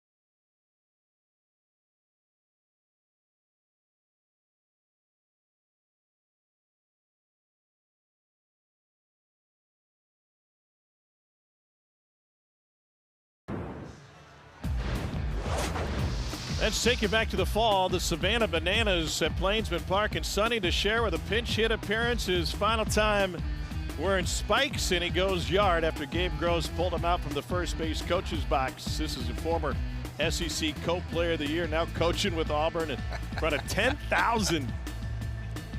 We were joking at batting practice today. He was saying, he's like, that's all I needed, that one last swing after being drafted by the Angels and making it up to AAA. I said, you should have done what the wrestlers do when they retire. Take up your spikes, put them at home plate. Yeah. Tip your hat and walk away. They do get hit, man. He and Dylan Cruz shared Co-Player of the Year in 22.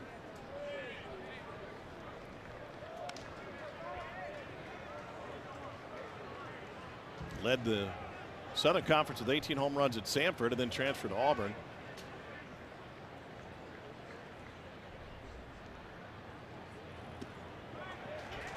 In for a strike to the 9-hole hitter Bristol Carter. The Bananas, what they sell 102,000 tickets at Kyle Field last week? Yeah. And they played a couple of different college teams in exhibitions, obviously, in the fall. Clemson and Auburn.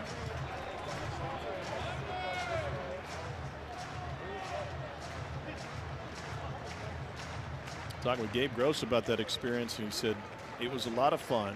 Everybody loved it, but it was the loudest ballpark I'd ever been to. The music started when the gates opened, and it didn't end until after the game. I've seen a few ballparks too. Uh-huh. We picked the right time to pinch hit.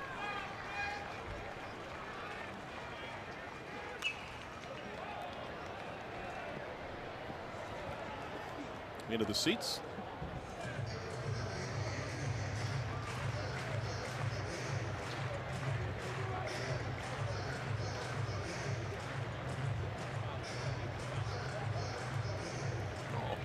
Careful now. We're going to fight over it? He popped himself right in the bill of the hat with the ball. trying to get a little tricky and took one off the melon. Carter to third. It's Reese. One down. Try not to get too fancy. Don't do it. Oh no. Change your night a little bit. Showbiz. Another stellar WWE event coming your way Saturday, 6 Eastern. Backlash is coming to Tampa. Don't miss the action live. And remember, all WWE premium live events are available to stream on the ESPN app with the ESPN Unlimited plan. That's Georgia Tech's Roman Reigns. He's got a pretty good baseball team to pull for this year. Yeah, he does. Mason McCrane looks at a strike. This Auburn team came for a midweek game. I think it was late March, early April. Largest midweek attendance they had ever had at Georgia Tech. Frat boys showed up. They put them right behind Auburn's dugout. And they got a lot to cheer for. They're one of the elite offenses in the game. If you had to pick one, where do you go? Oh. Yep. Oh, no. I think I'd go Georgia Tech, but I'd be extremely happy taking any.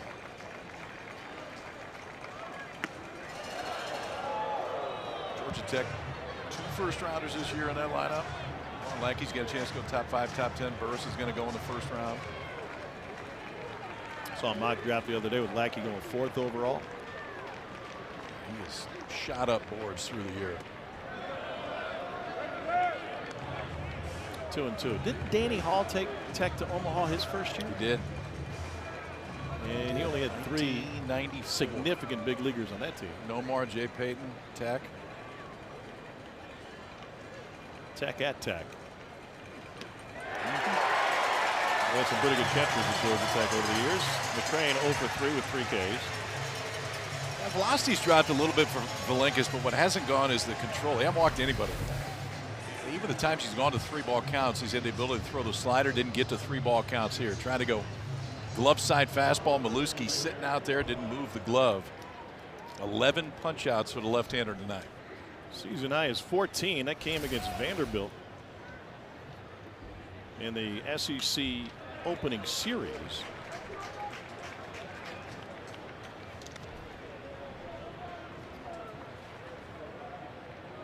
Guevara is 0 for 2 tonight. And in that opening series, Ryan McPherson was the ace then. That was his last appearance of the season so far. And we've got a TBD on Sunday. McPherson's been throwing on Saturday, our game 3. He's been throwing bullpens. He's not on the injury report this week. That changes this Mississippi State team significantly if he comes back.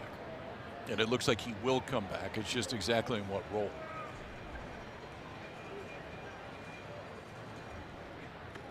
And I think the fair question would ask, like, how long does it take him to get back up to full speed? And if he does get the start, and that's certainly not official, but possibility on Saturday, how deep could he go? I'd say probably 30, 35 pitches first time out. You just try to work him up through the SEC tournament to call it 60 to 70 when you get into regional time. That might put him at 90 in a super. Potentially.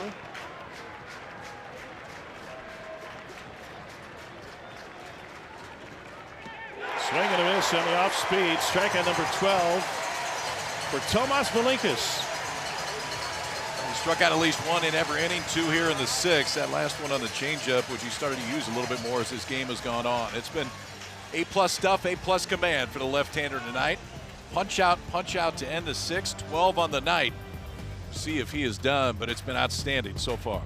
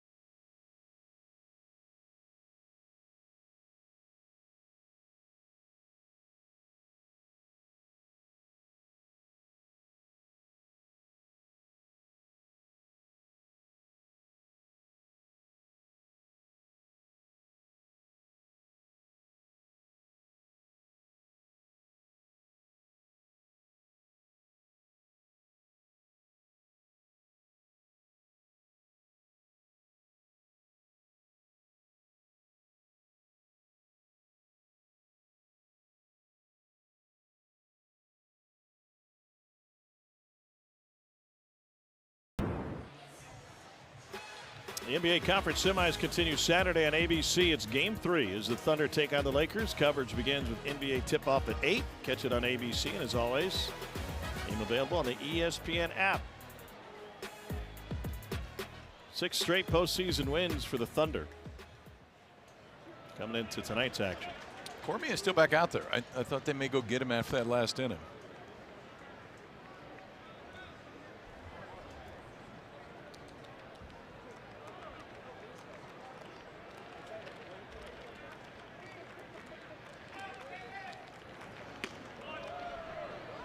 To the fastball for a strike, 1-1.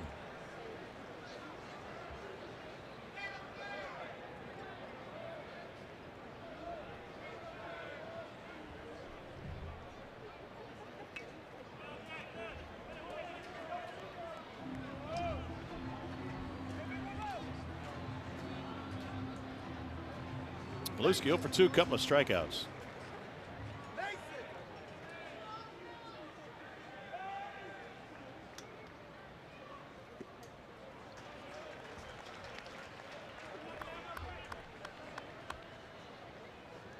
Kevin Maluski had a back injury early this season. A 6'5" catcher missed almost 3 weeks. So state team that didn't return a catcher or a shortstop that had played 1 conference inning all of last year. It's as is typical now in college sports, it's a roster turnover, especially with new coaching staff, as Brian O'Connor came in from Virginia. They figured it out pretty quick.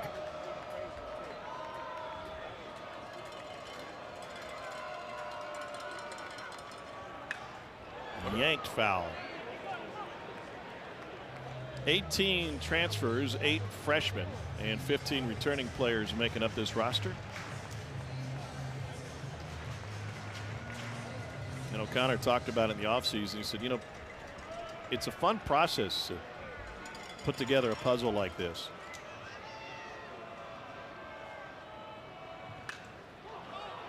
Sky high to left center field.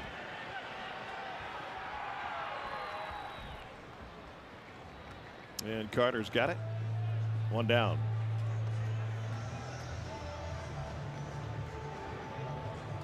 It was a busy fall for Brian O'Connor, and part of it was watching one of his former players who up in the national championship in 2015, Ernie Clement, play in the Fall Classic for Toronto. And I asked him, I said, you were so busy in the fall when you first got here. How much time did you have to pay attention? And he said, I watched every single pitch. And he goes, and it was such a benefit to me. He said, because whenever Ernie would do something, who set a MLB postseason record for hits, he said, I'd just pick up my phone, I'd record the hit, and I'd send it to my hitters and say, look at this guy not worrying about trying to yank it out of the ballpark, just putting it in play and doing what he needs to do to help his team win.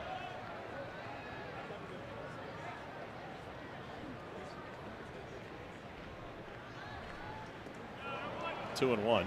Ernie Clement, by the way, and Brian O'Connor did not get off on the right foot when he was a freshman at Virginia. There's a great story in the Athletic written by Mitch Bannon, came out a couple of weeks ago. And O'Connor had me in stitches during batting practice when he was telling me some of the Ernie Clement stories. He said, here I am as a head coach trying to get this freshman to try to have some accountability and take the game seriously. And it took a while. It took like the entire season. He was named to the College World Series All-Tournament team as their starting second baseman. It got off on the wrong foot because their first, one of their first optional lift days, he was the only position player who didn't show up. They didn't know where he was. He was playing intramural flag football with some of his dorm mates at UVA. It was optional. Yeah, it's optional. Still working on it.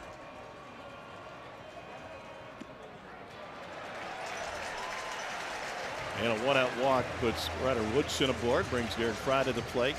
And it was just really interesting hearing him talk about that team and specifically the relationship with his freshman second baseman. And he said, here I was trying to figure out how to coach this guy who'd gone on a long big league career and helped him win a trophy, one of his 7 trips to the College World Series.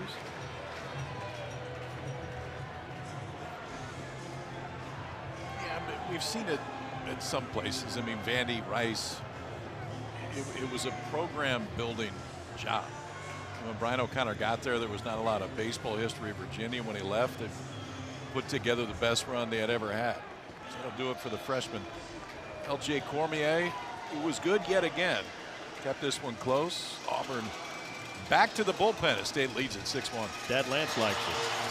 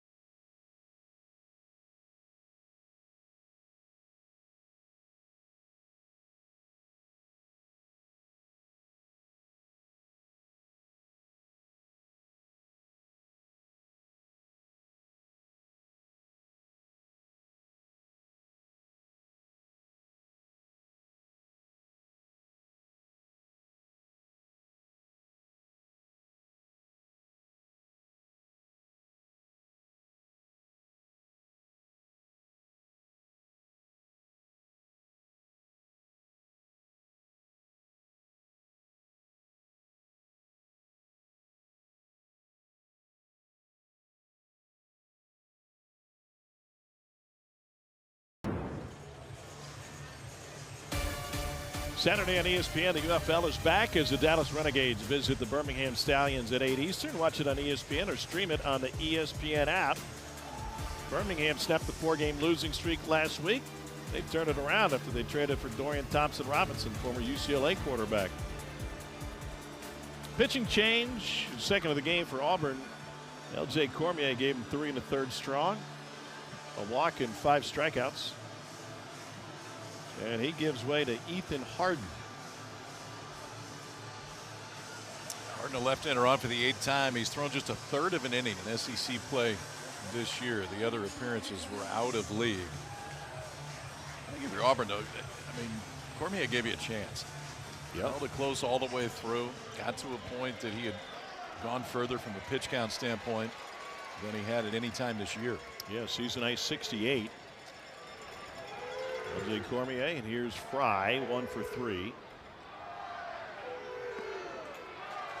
Hard misses up and away, 1-0.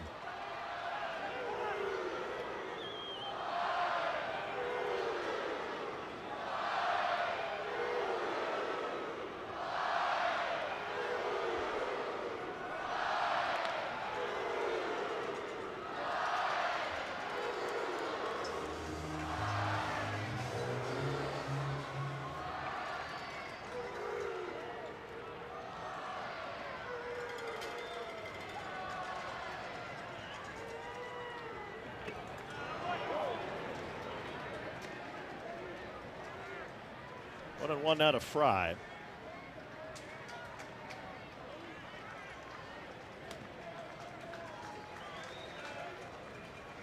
Out of South Forsyth High School in Alpharetta, Georgia. His team All-State, took his talents to North Alabama before coming to Starkville. And a breaking ball's hammered deep to right field. McCrane will run out of space. It is gone. Opposite field, 2-run home run for Garrett Fry.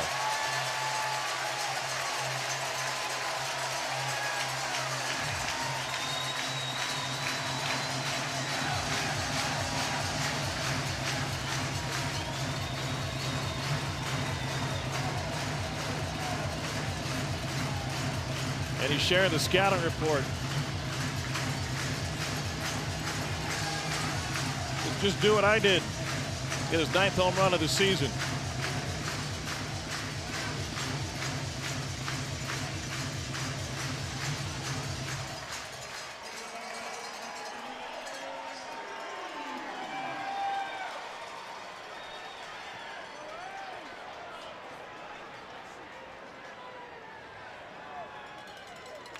Ace Reese hasn't been able to solve Auburn pitching tonight. He's got a hat trick going.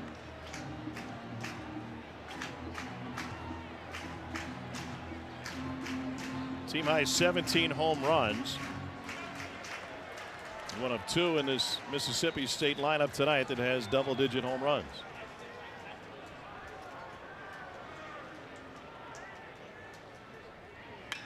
And he rips this one to right field. And a catch up against the fence made by McCrane.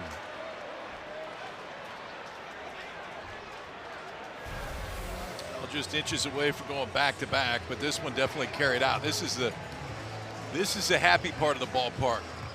If you're at the plate, the right field fence kind of jets in. It's a little part of duty noble, but carries just out right there. The 2-run shot for Garrett Fry, his 9th of the season, extends it to a 7-run Mississippi State lead.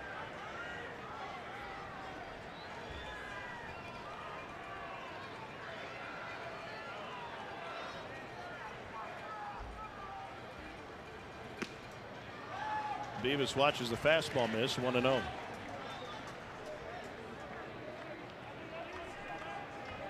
at some chess pieces over at first base. The red hot Beavis, who's hit safely in now 11 of 12. And Reed Stallman had been starting at first. He homered twice on Tuesday night against Nichols. Into the gap in right center field. This one well hit. It will find some grass. And Beavis with a 2-out single, his 2nd hit tonight.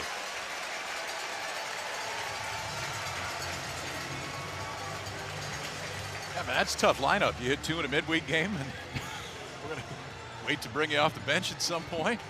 Could still see Stallman, especially if there's a right-hander that comes in later for Auburn.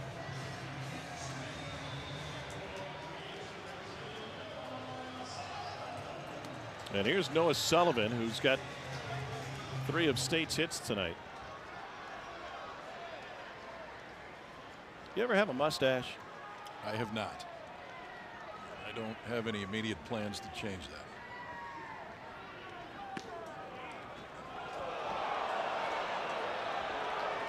Probably talked into it.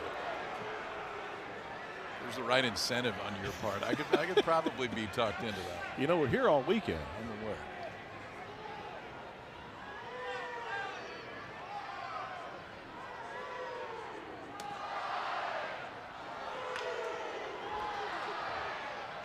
Got a short way for the force out, and the first time Sullivan has been retired tonight. Another pair for State. Brian O'Connor's team gets a home run from Garrett Fry, his 9th of the season, just over the wall in right. And that's got the student section fired up.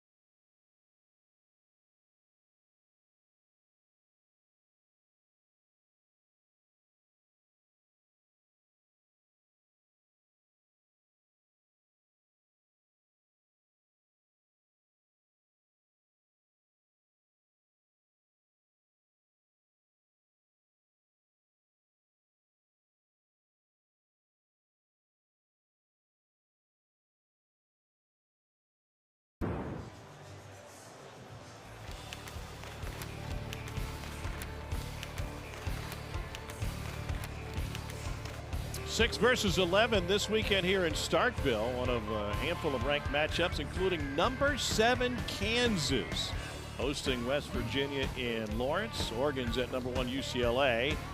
And Sunday, the SEC Network will be number 9 A&M at Ole Miss. Don't forget Oklahoma at Arkansas.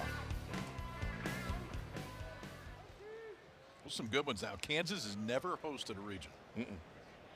4 games up in the Big 12 right now, but this would be a matchup of 2 teams. West Virginia team that was picked to finish right at the top of the Big 12, and you got Oregon hosting the boys from Westwood this weekend.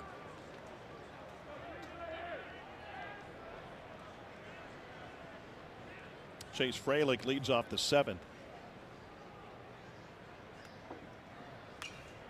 I'm predisposed not to be someone who says nice things about Kansas. Reed Stallman now in over at first base.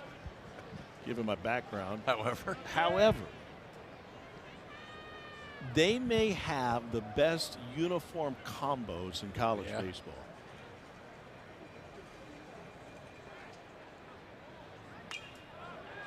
They can roll the baby blues out there for you, too. They got a little bit of everything. They were wearing the Reds last weekend, I think on Sunday, the red tops. You ever been to a basketball game at Kansas? I have. So the baseball stadium is just kind of an afterthought when you share a parking lot with Allen Fieldhouse. Yeah.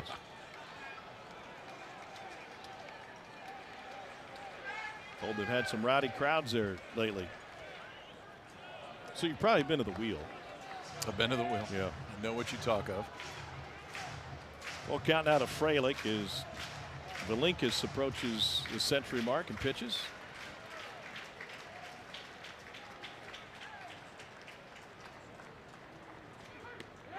And got him looking. Strikeout number 13, 3 straight for Tomas Velinkis. But Kansas would be a top 8 national seed. They would have a chance to play at home in consecutive weekends. I'll tell you what could get interesting is if KU is the top 8, who gets sent there as a 2? Because one that isn't on there that could get sent there as a 2 is Arkansas. There are not enough seats in the ballpark for the Arkansas fans. They would figure out a way to get to Lawrence.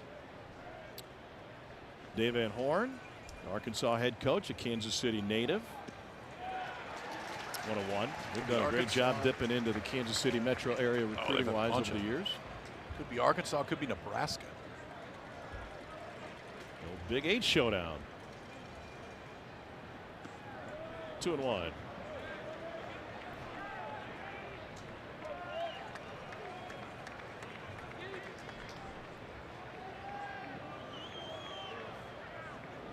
Rembert is 0 for 2 tonight.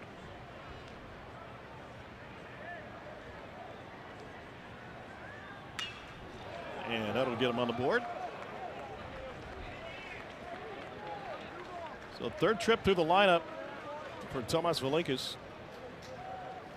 And he has struck out 3 of the 4 that he's faced. Your third trip through.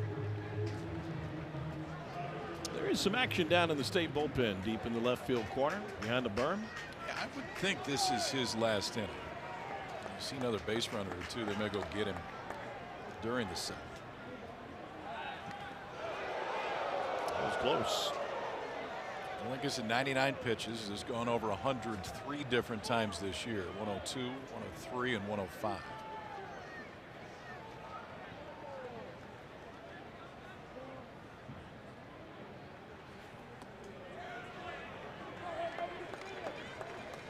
Jack Bauer, 24. Oh, that could get interesting. Heat to heat. He gave the 102-mile-an-hour fastball.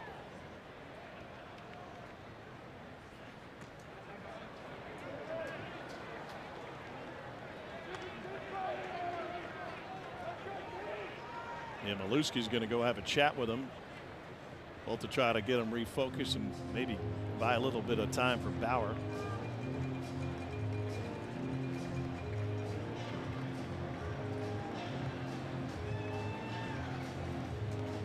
Ace Reese joins the combo. 63 of the 101 have been strikes. He's notched 13 strikeouts.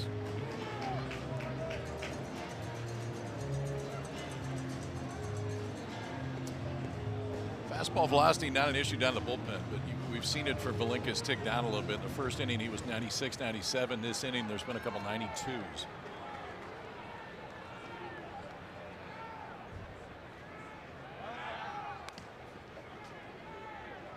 And Bingham's a power threat. 6 home runs in league play, including a home run against A&M last week and 3 home runs in 1 game against Oklahoma. And for the fences there, 2-1. He also had a 2 home run game against Louisville back in February. First freshman to do that for Auburn since Brian Fletcher in 08.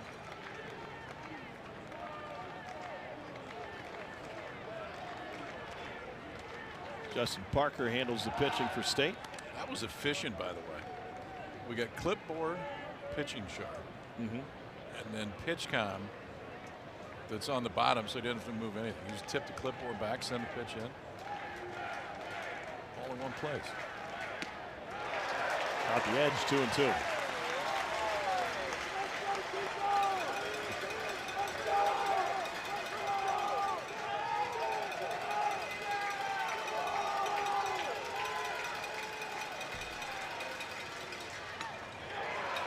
Stays alive.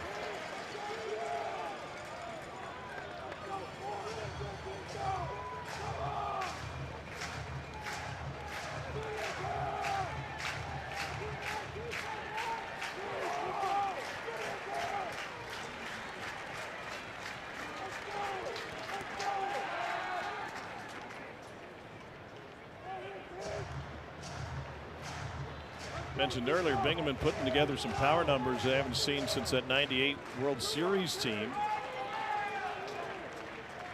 that went just 16-12 in the SEC.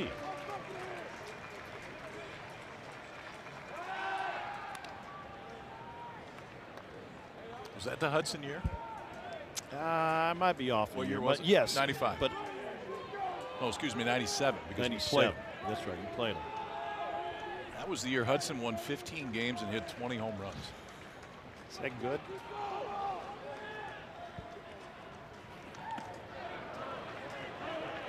And David Ross hit the walk-off. Was that the Supers against Florida State? No, because there weren't Supers. That was pre-Supers days.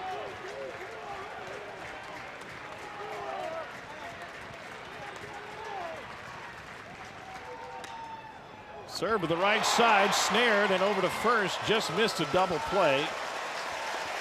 Great footwork by Garrett Fry just to get to it. And with 2 down, Terrell from the left side is due up. This might be it.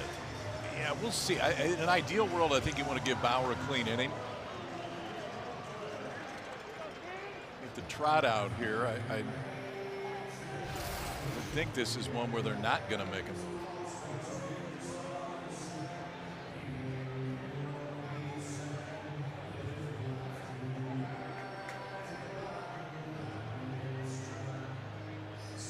Justin Parker just with the check-in right here to make sure that Valinkas is all right. I do think this is his last hitter regardless. If Terrell reaches, they probably go get him, but they're going to give him a chance to get himself out of the seventh.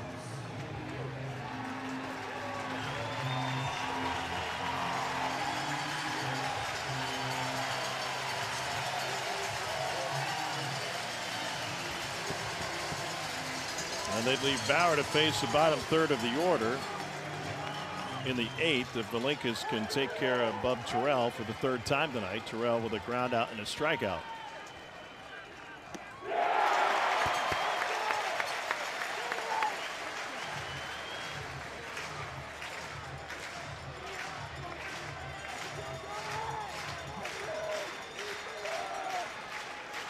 Terrell 6'3", 237.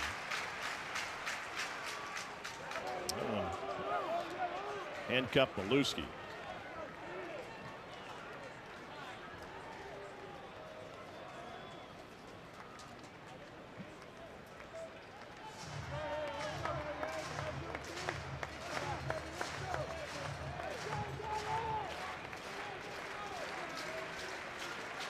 Tomas Valinkas, 108 pitches so far.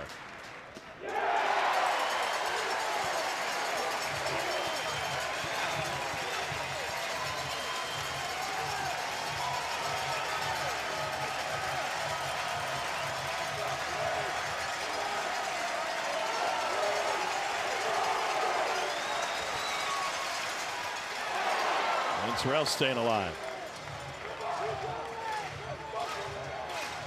Bob Terrell was a 19th round pick of the Blue Jays coming out of Thompson High School, Alabaster, Alabama in 24. Into the SEC freshman team last year. Part of a sensational sophomore class for Auburn. Valinkas has him on the ropes, so 1-2. And once again catches a stitch. Bub Terrell waiting as long as he possibly can to identify pitches right here. That last fastball at 94, and he took it right out of Maluski's glove. In fact, he just about got a catcher's interference call. That bat was so late getting to him.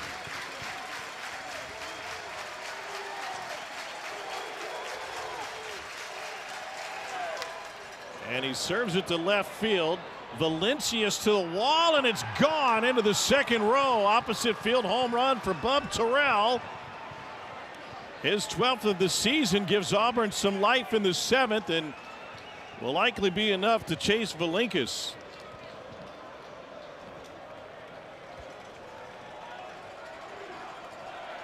That was a big time at bat by Terrell right there, because he fouled off some tough ones, worked himself into a count where he had identified anything, and he got a slider.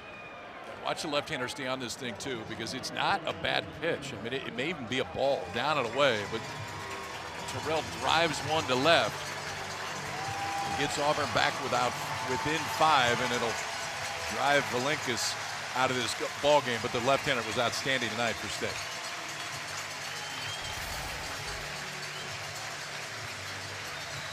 Longest start of the season for Tomas Valinkas. He leaves with a 5-run lead. 112 pitches on the night. He struck out 13. He didn't walk a batter.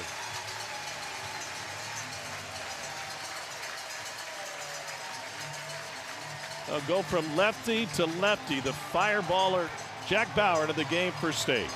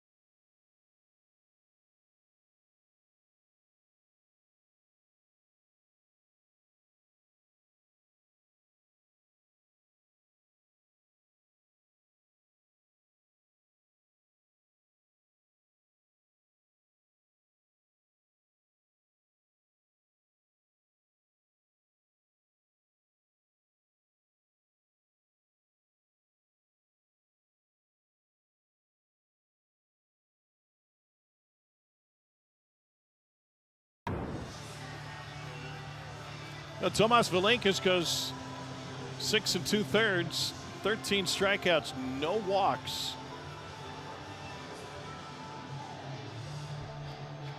I think he's shocked that Terrell hit that last ball out. Yeah, he thought it was Vlad Guerrero taking that one off the shoe top. So here's Jack Bauer. There have been 12 pitchers in college baseball this season who have thrown a pitch over 100 miles an hour, and Bauer's one of them. He's 4-0 with an ERA of 4.5. And this is real velocity. In high school, he threw a 103-mile-an-hour fastball.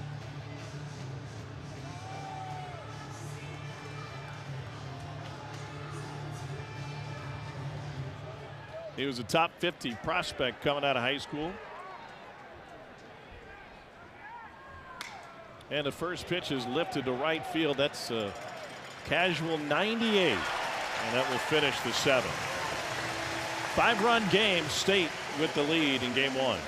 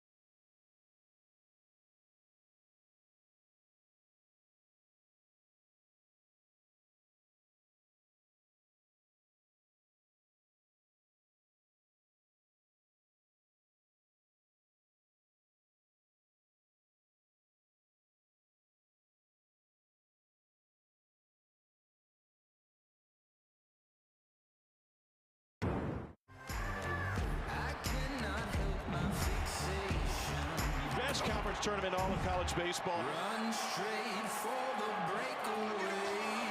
Let's get to Hoover. Just a couple of weeks away. SEC tournament begins Tuesday, May 19th. Here's a look at the top 10 in the league. Remember, the top 4 get a double bye in the single elimination tournament. That is a logjam, 4 through 10. Auburn back to the bullpen. Marciano, the starter, gave him just 2 innings, needed 49 pitches after allowing a grand slam in the first. So Christian Chatterton takes over.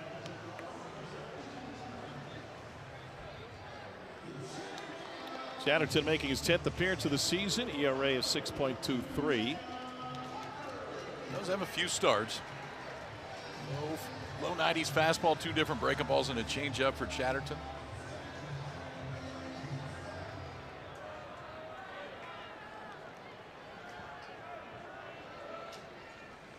Starts with Jacob Parker.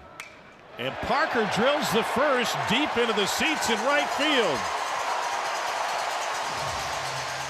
Took out the Dippin' Dot stands with his 11th home run of the season.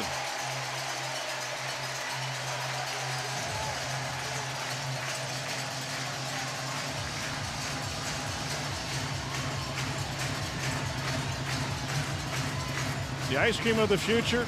He's a hitter of the present. The freshman. You've seen the future of this Mississippi State program with the last 2 pitches of the game. Jack Bauer, the freshman, comes in at 98, and then this kid's going to hit a lot of these. First pitch changeup. Parker knows what that feels like. He's not running hard out of the box because he doesn't have to. 11th home run of the year. Extends that state lead. 3rd home run of the night for Mississippi State. And this one is perfectly placed and wide of first. Chance has a grand slam and a bunt single in the same game. It looked like Frelick could have let that go foul. Yeah, maybe. I thought it was dying, but I mean, Chance just shows you how versatile he is. He plays a really solid center field. So grand slam at a first, double his third at bat, and then lays it down. I thought it was about done moving. Did it hit that lip though and started to come back? It's probably one of those you take a chance on anyway and letting it go. This Chance can really run. Just deadened it perfectly.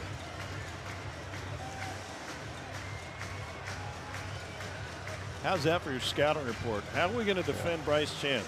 Okay, so he's going to hit it into the grills, and then he's going to double in the left center field gap, and then it's going to go like 7 feet, and he's going to get a hit.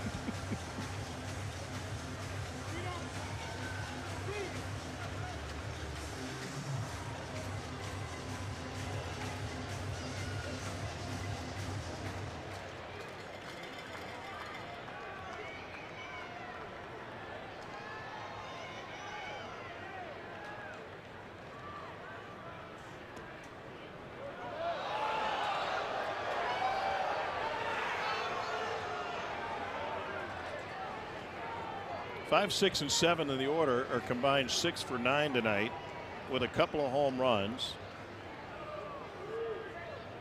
and 7 ribbies.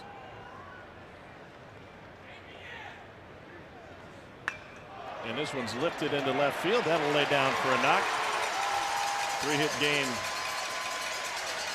for Valencias. Did you hear the fan after that first pitch? ABS? Yeah. They're all over it. They are. They know all the inner workings of the game right now.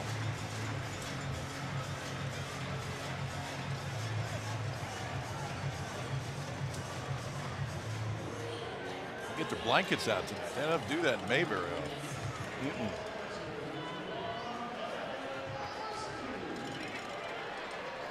Chatterton has thrown 5 pitches. One ended up over the wall. The other one went for a bunt single. And then Valencia's with a line drive single.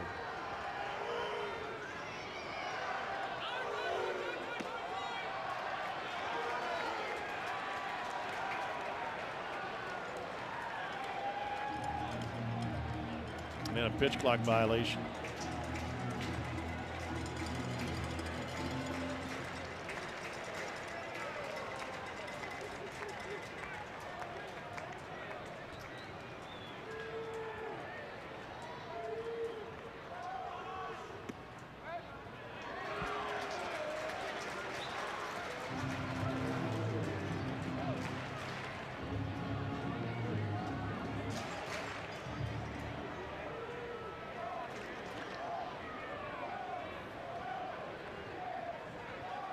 Two on the count to Maluski.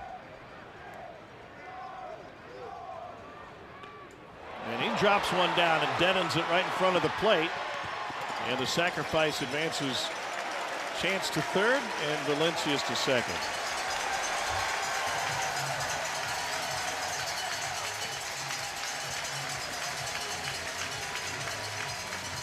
Well, something new coming to Hoover for the SEC tournament.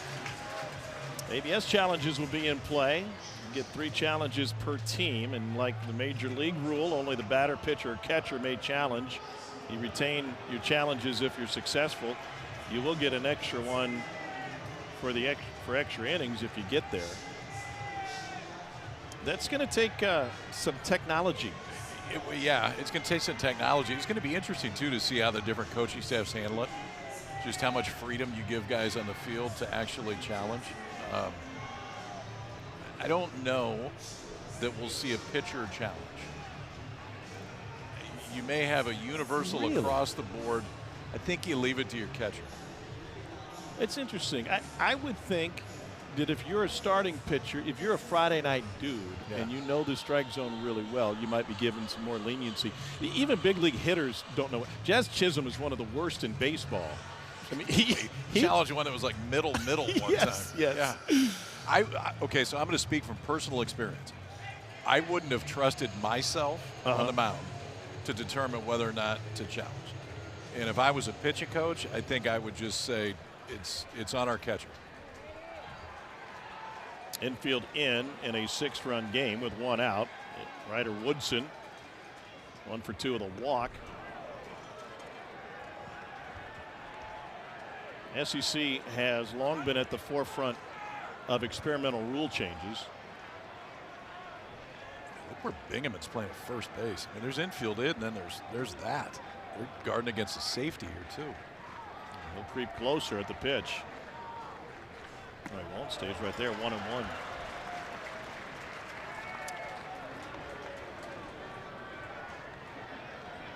By the way, introducing ABS Challenge at Hoover was one of the best kept secrets in college baseball history. Did you know it was coming? I had no idea. No.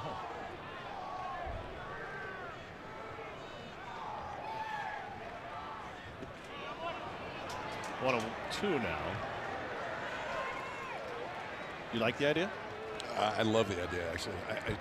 Some of it is just from a game human interest standpoint to see how it actually affects the course of the game.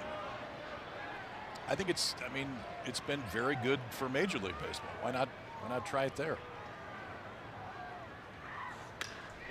Into right field, deep, and catch made and tagging his chance, and the ball rolled back into the infield, and a sac fly for Woodson.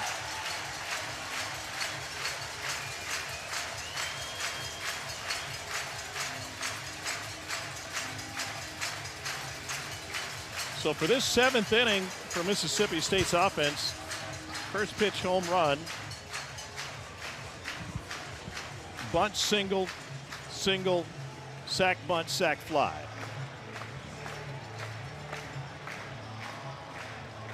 And Brian O'Connor pulling all the levers here tonight as we go back to the top of the order and Fry.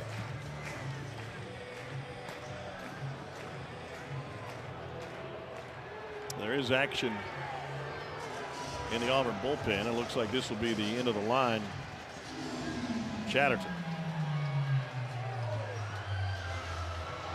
And as the lineup turns over, they'll turn over the bullpen once again. Tell you about the new Auburn pitcher when we return. Mississippi State in the 7th is up a touchdown.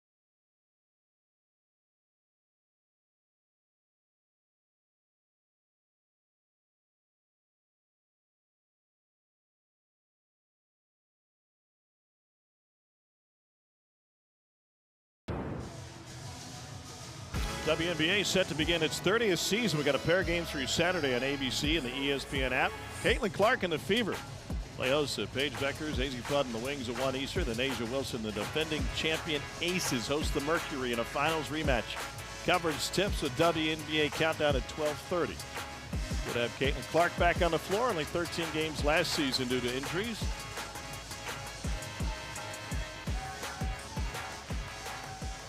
Been a party tonight in Starkville. They've run through the Auburn bullpen. 4th man out of the pen is Abe Chancellor, senior from down in Dothan, Alabama, 6'3". And Chancellor making his 9th appearance of this season. He's only given up 1 earned run. It's been fairly limited action. 9th appearance, gone just 9 1/3, but 1 earned run, 9 strikeouts in those 9 1/3 innings.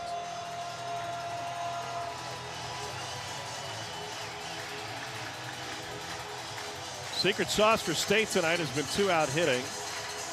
Bulldogs are 7 for 12 with 2 down. And Derek Fry comes to the plate with a runner at 3rd and 2 out.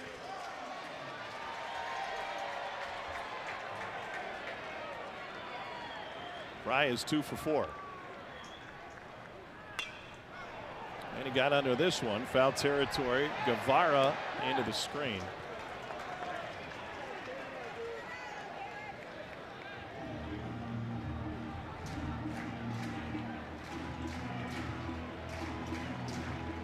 Oh, she got it. That's very nice of her to share it with Mom on Mother's Day weekend. Yeah. Now she's off the hook on Sunday. That's right. That's a smart kid right there. That's a great fan to share it with her.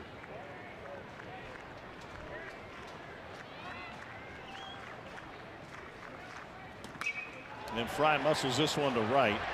McCrane misjudged it, and then a near yard sale as recovers in time to make the play in right field. Lost the hat, may have lost sight of the baseball at one point, but Mason McCrane recovers to make the out to end the inning. Up before State got another home run.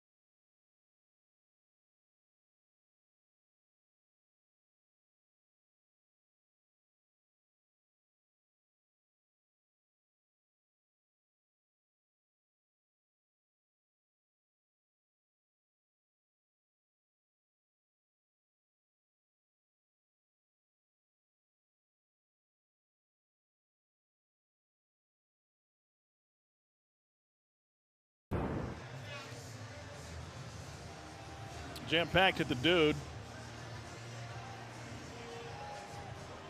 They've been vibing tonight.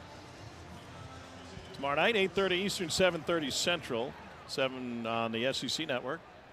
Game 2 of the series. We got an afternoon tilt on Saturday. Warm-up crowd for the weekend, it feels like. They'll be rocking and rolling here tomorrow night. This is the appetizer. First pitch strike. Eddie Madrigal, his cousin in AAA for the Angels now after a good run with the White Sox. Probably this is Clay pinch hitting, a little tapper to the right side. And Madrigal retired.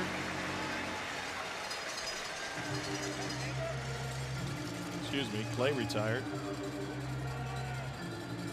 We talked some Jack Bauer when he came out, but he didn't really give us a chance to talk about him a whole lot because it was one pitch, one out, they were off the field. But this is one that I'm not sure Brian O'Connor thought was going to get to campus, but they were pretty happy when he did. Over 100 miles an hour in high school. He's done the same thing this year, and they kind of eased him into it. The stuff was off the charts, but ultimately had to clean some things up mechanically. And now Bauer has worked himself into being one of their biggest high leverage guys out of the bullpen. It was the highest recorded fastball in prep history at 103. James Nunnally takes over in left for Mississippi State.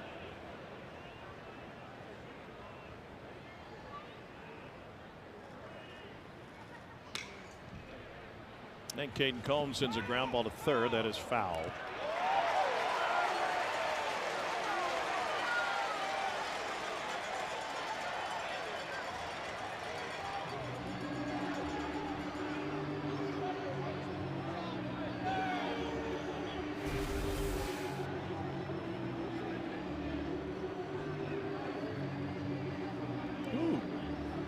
Stretch. Reed Stallman. He's sitting on the bench for 6 or 7 innings too. He's good and stretched out.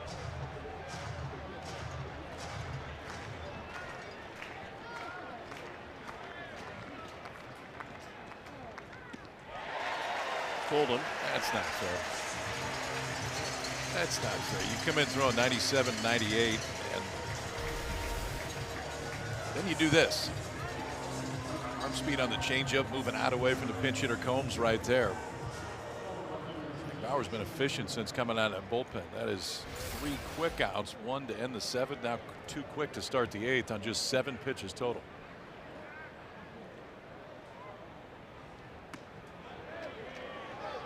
'99 misses up 1-0.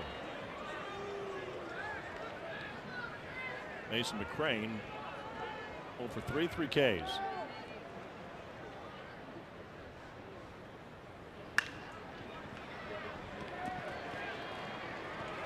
Reese takes care of him. 9 pitches for 4 outs for Bauer.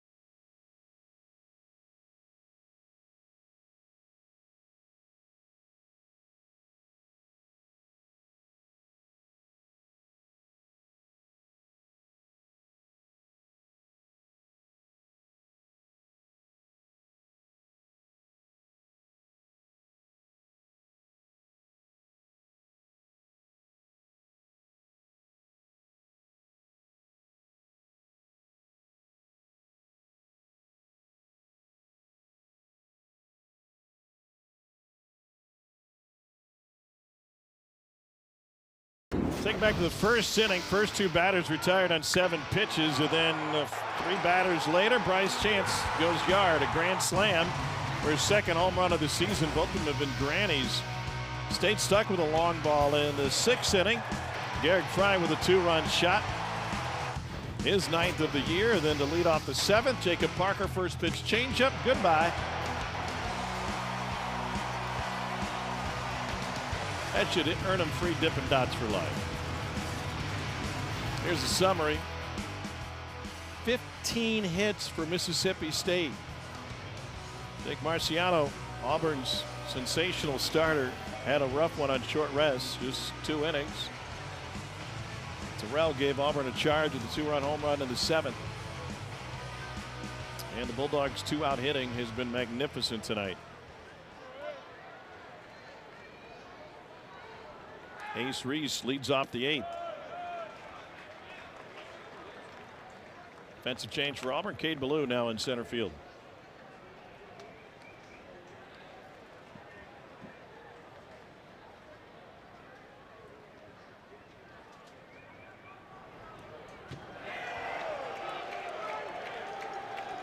Butch Thompson, when he was talking to the media earlier this week, made a comment about Mississippi State. Said he thinks they're as complete as any team in the league. And if you just take tonight, that argument holds a lot of water. They've done everything right.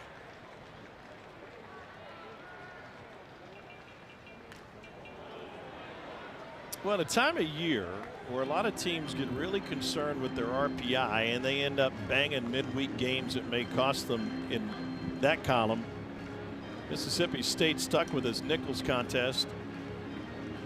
And they got the bats red hot on Tuesday night, and they haven't slowed down.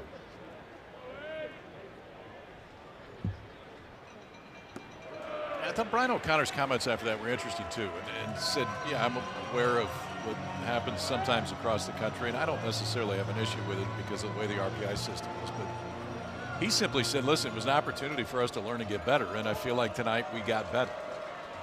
Yeah, they did. They scored 21 runs. Looped and layered. And Reese comes up with his first hit, and it drops in front of McCrane and behind Rembert.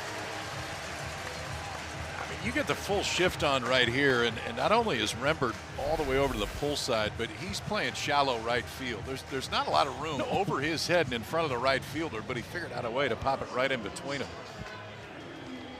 And for Ace Reese, who had a big night 2 nights ago Tuesday and had a rough night so far tonight, we'll at least get him out of here in a good offensive mood heading into the rest of the weekend.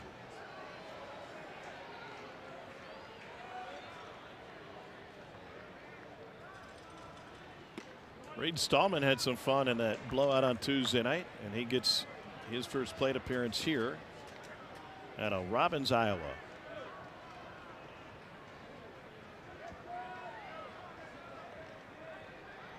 Mississippi State on Tuesday night scored 12 runs in the first inning.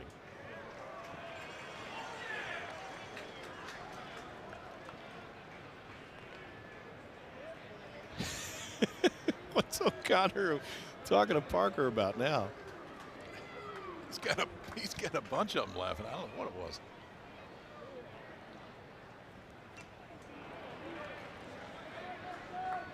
They homered 6 times on Tuesday. Stallman had 2 of them.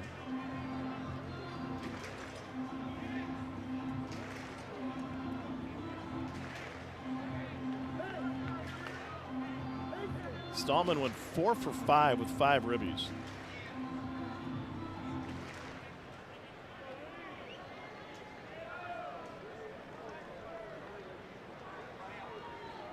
I would bet he's in there tomorrow against the right-hander, and he may hit 3rd or 4th.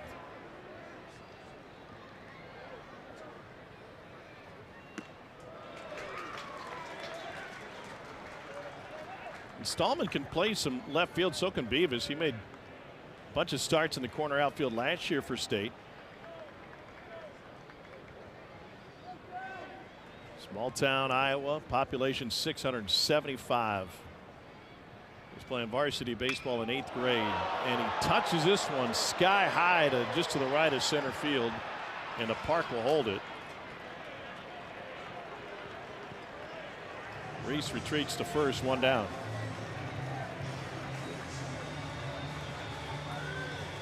Well, O'Connor was talking about Stallman after Tuesday's game, and he said it's another example of guys being unselfish. It had been 8 games since he had started, but he was ready to play when I put him in the lineup.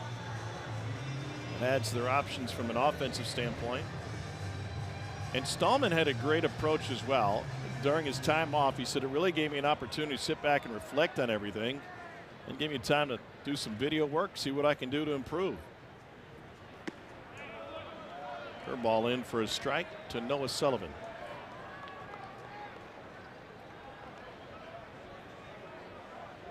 So what would it take, going back to Sullivan's last plate appearance, for you to bring out the mustache before the series ends? What's the price?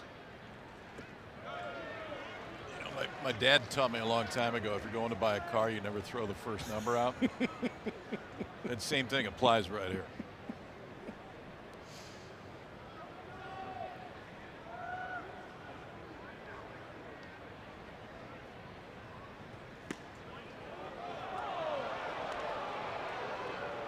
You'd probably look like that.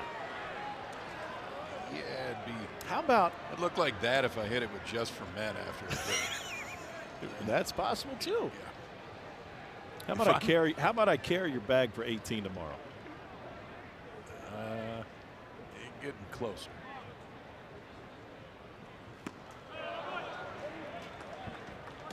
Two down as Chancellor gets the K.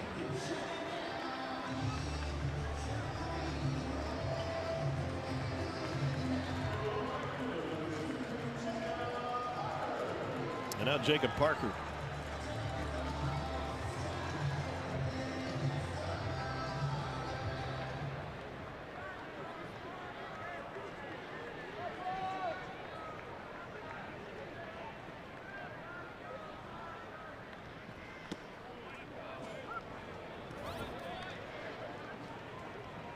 Parker out of Purvis, Mississippi, where back in the 1920s, the entire town was nearly wiped off the map due to a tornado. And so what did they name the high school sports teams? The Tornadoes.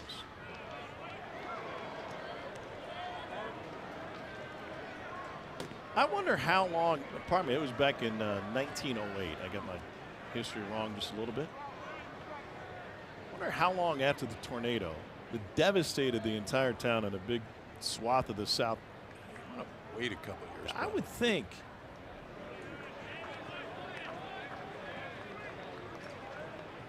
Only 7 of the town's 150 buildings were left standing.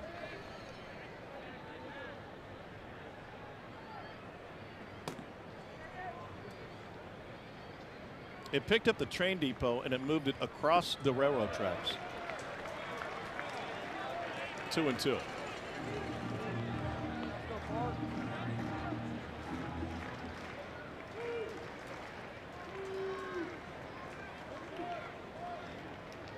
Then again, there's a team in Chicago named the Fire, so.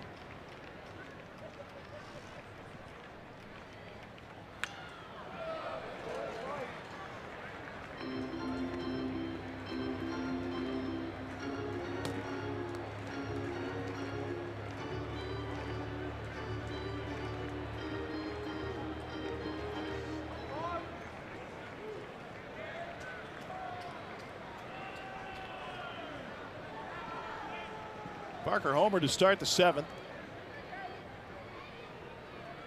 Ooh. That one didn't break.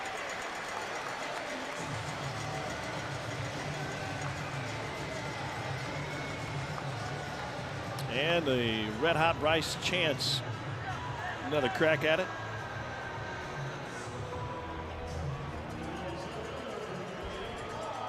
I want you to predict what Bryce Chance will do here. Say it. You've been thinking about a triple away from the cycle. I know it's on your mind. How many triples does Bryce Chance have this season? Please.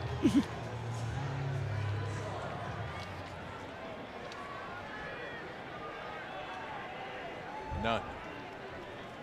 Would be noteworthy. A week ago, didn't have a home run.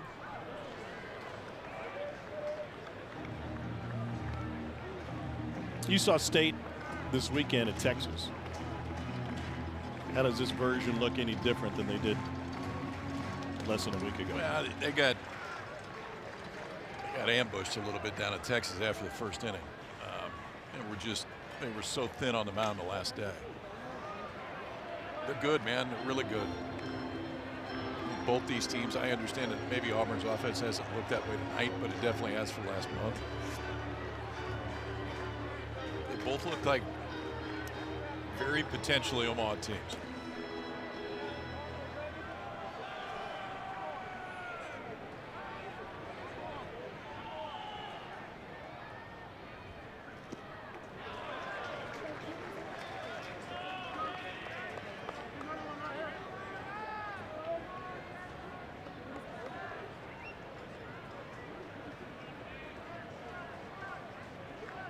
Reese the runner at second. Parker's at first.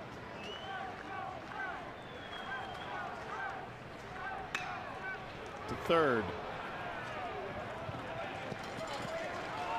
And we head to the top of the 9th. Auburn needs 7 for the tie and 8 for the lead.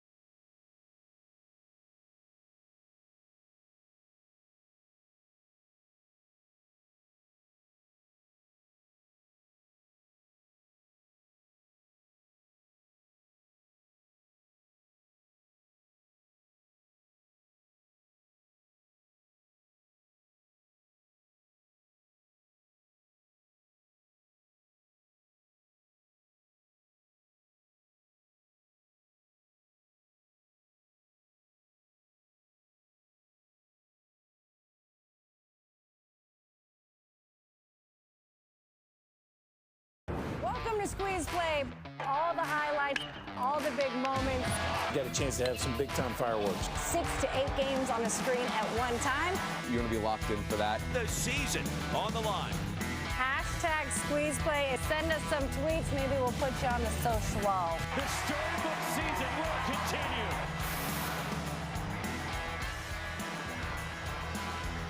Rally Cap returns Sunday at 9 Eastern on SEC Network. Don't miss the fun, and also don't forget you can stream Rally Cap on the ESPN app.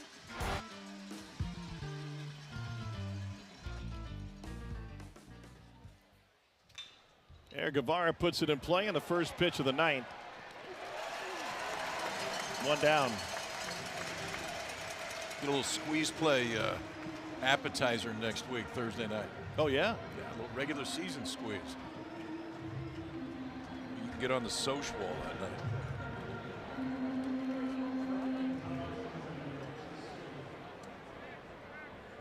Is Berkey doing it? No. Well, then is it really squeeze play if it doesn't have Chris Burke in there? Yes. Because you got runes. Chicken Runes, I think, next Thursday. Chicken Runes, my favorite sports bar. Fralick is 0 for 3. That's close.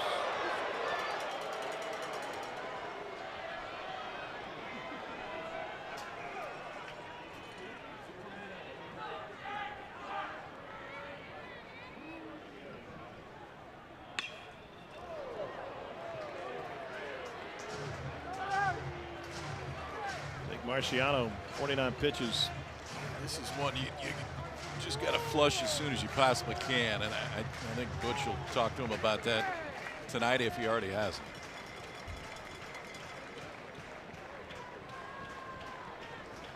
Auburn came into this weekend second in the country in earned run average as a staff.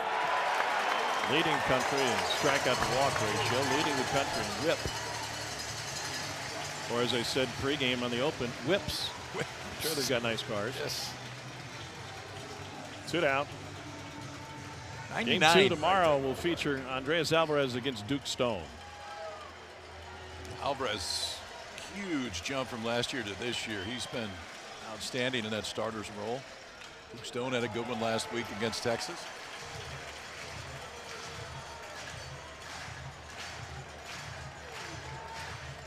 Tomas Valinkas had a pretty good night. Pretty good evening for Mr. Valinkas tonight.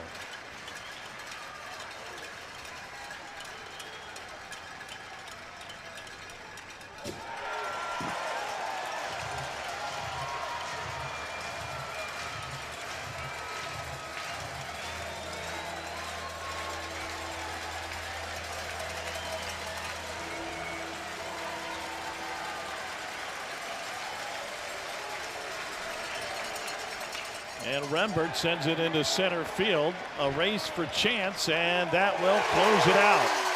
A dominating performance for Mississippi State. 10 runs on 16 hits. Just 3 runs on 4 hits for Auburn. State takes game number 1. Tomorrow we'll be back at it 8:30 Eastern, 7:30 Central, game 2 right here on the SEC Network. For Kyle Peterson, our fantastic crew here in Starkville, I'm Tom Hart. We'll see you tomorrow night from Dudy Noble Field. Coming up next, it's 30 for 30. Have a great night, everybody.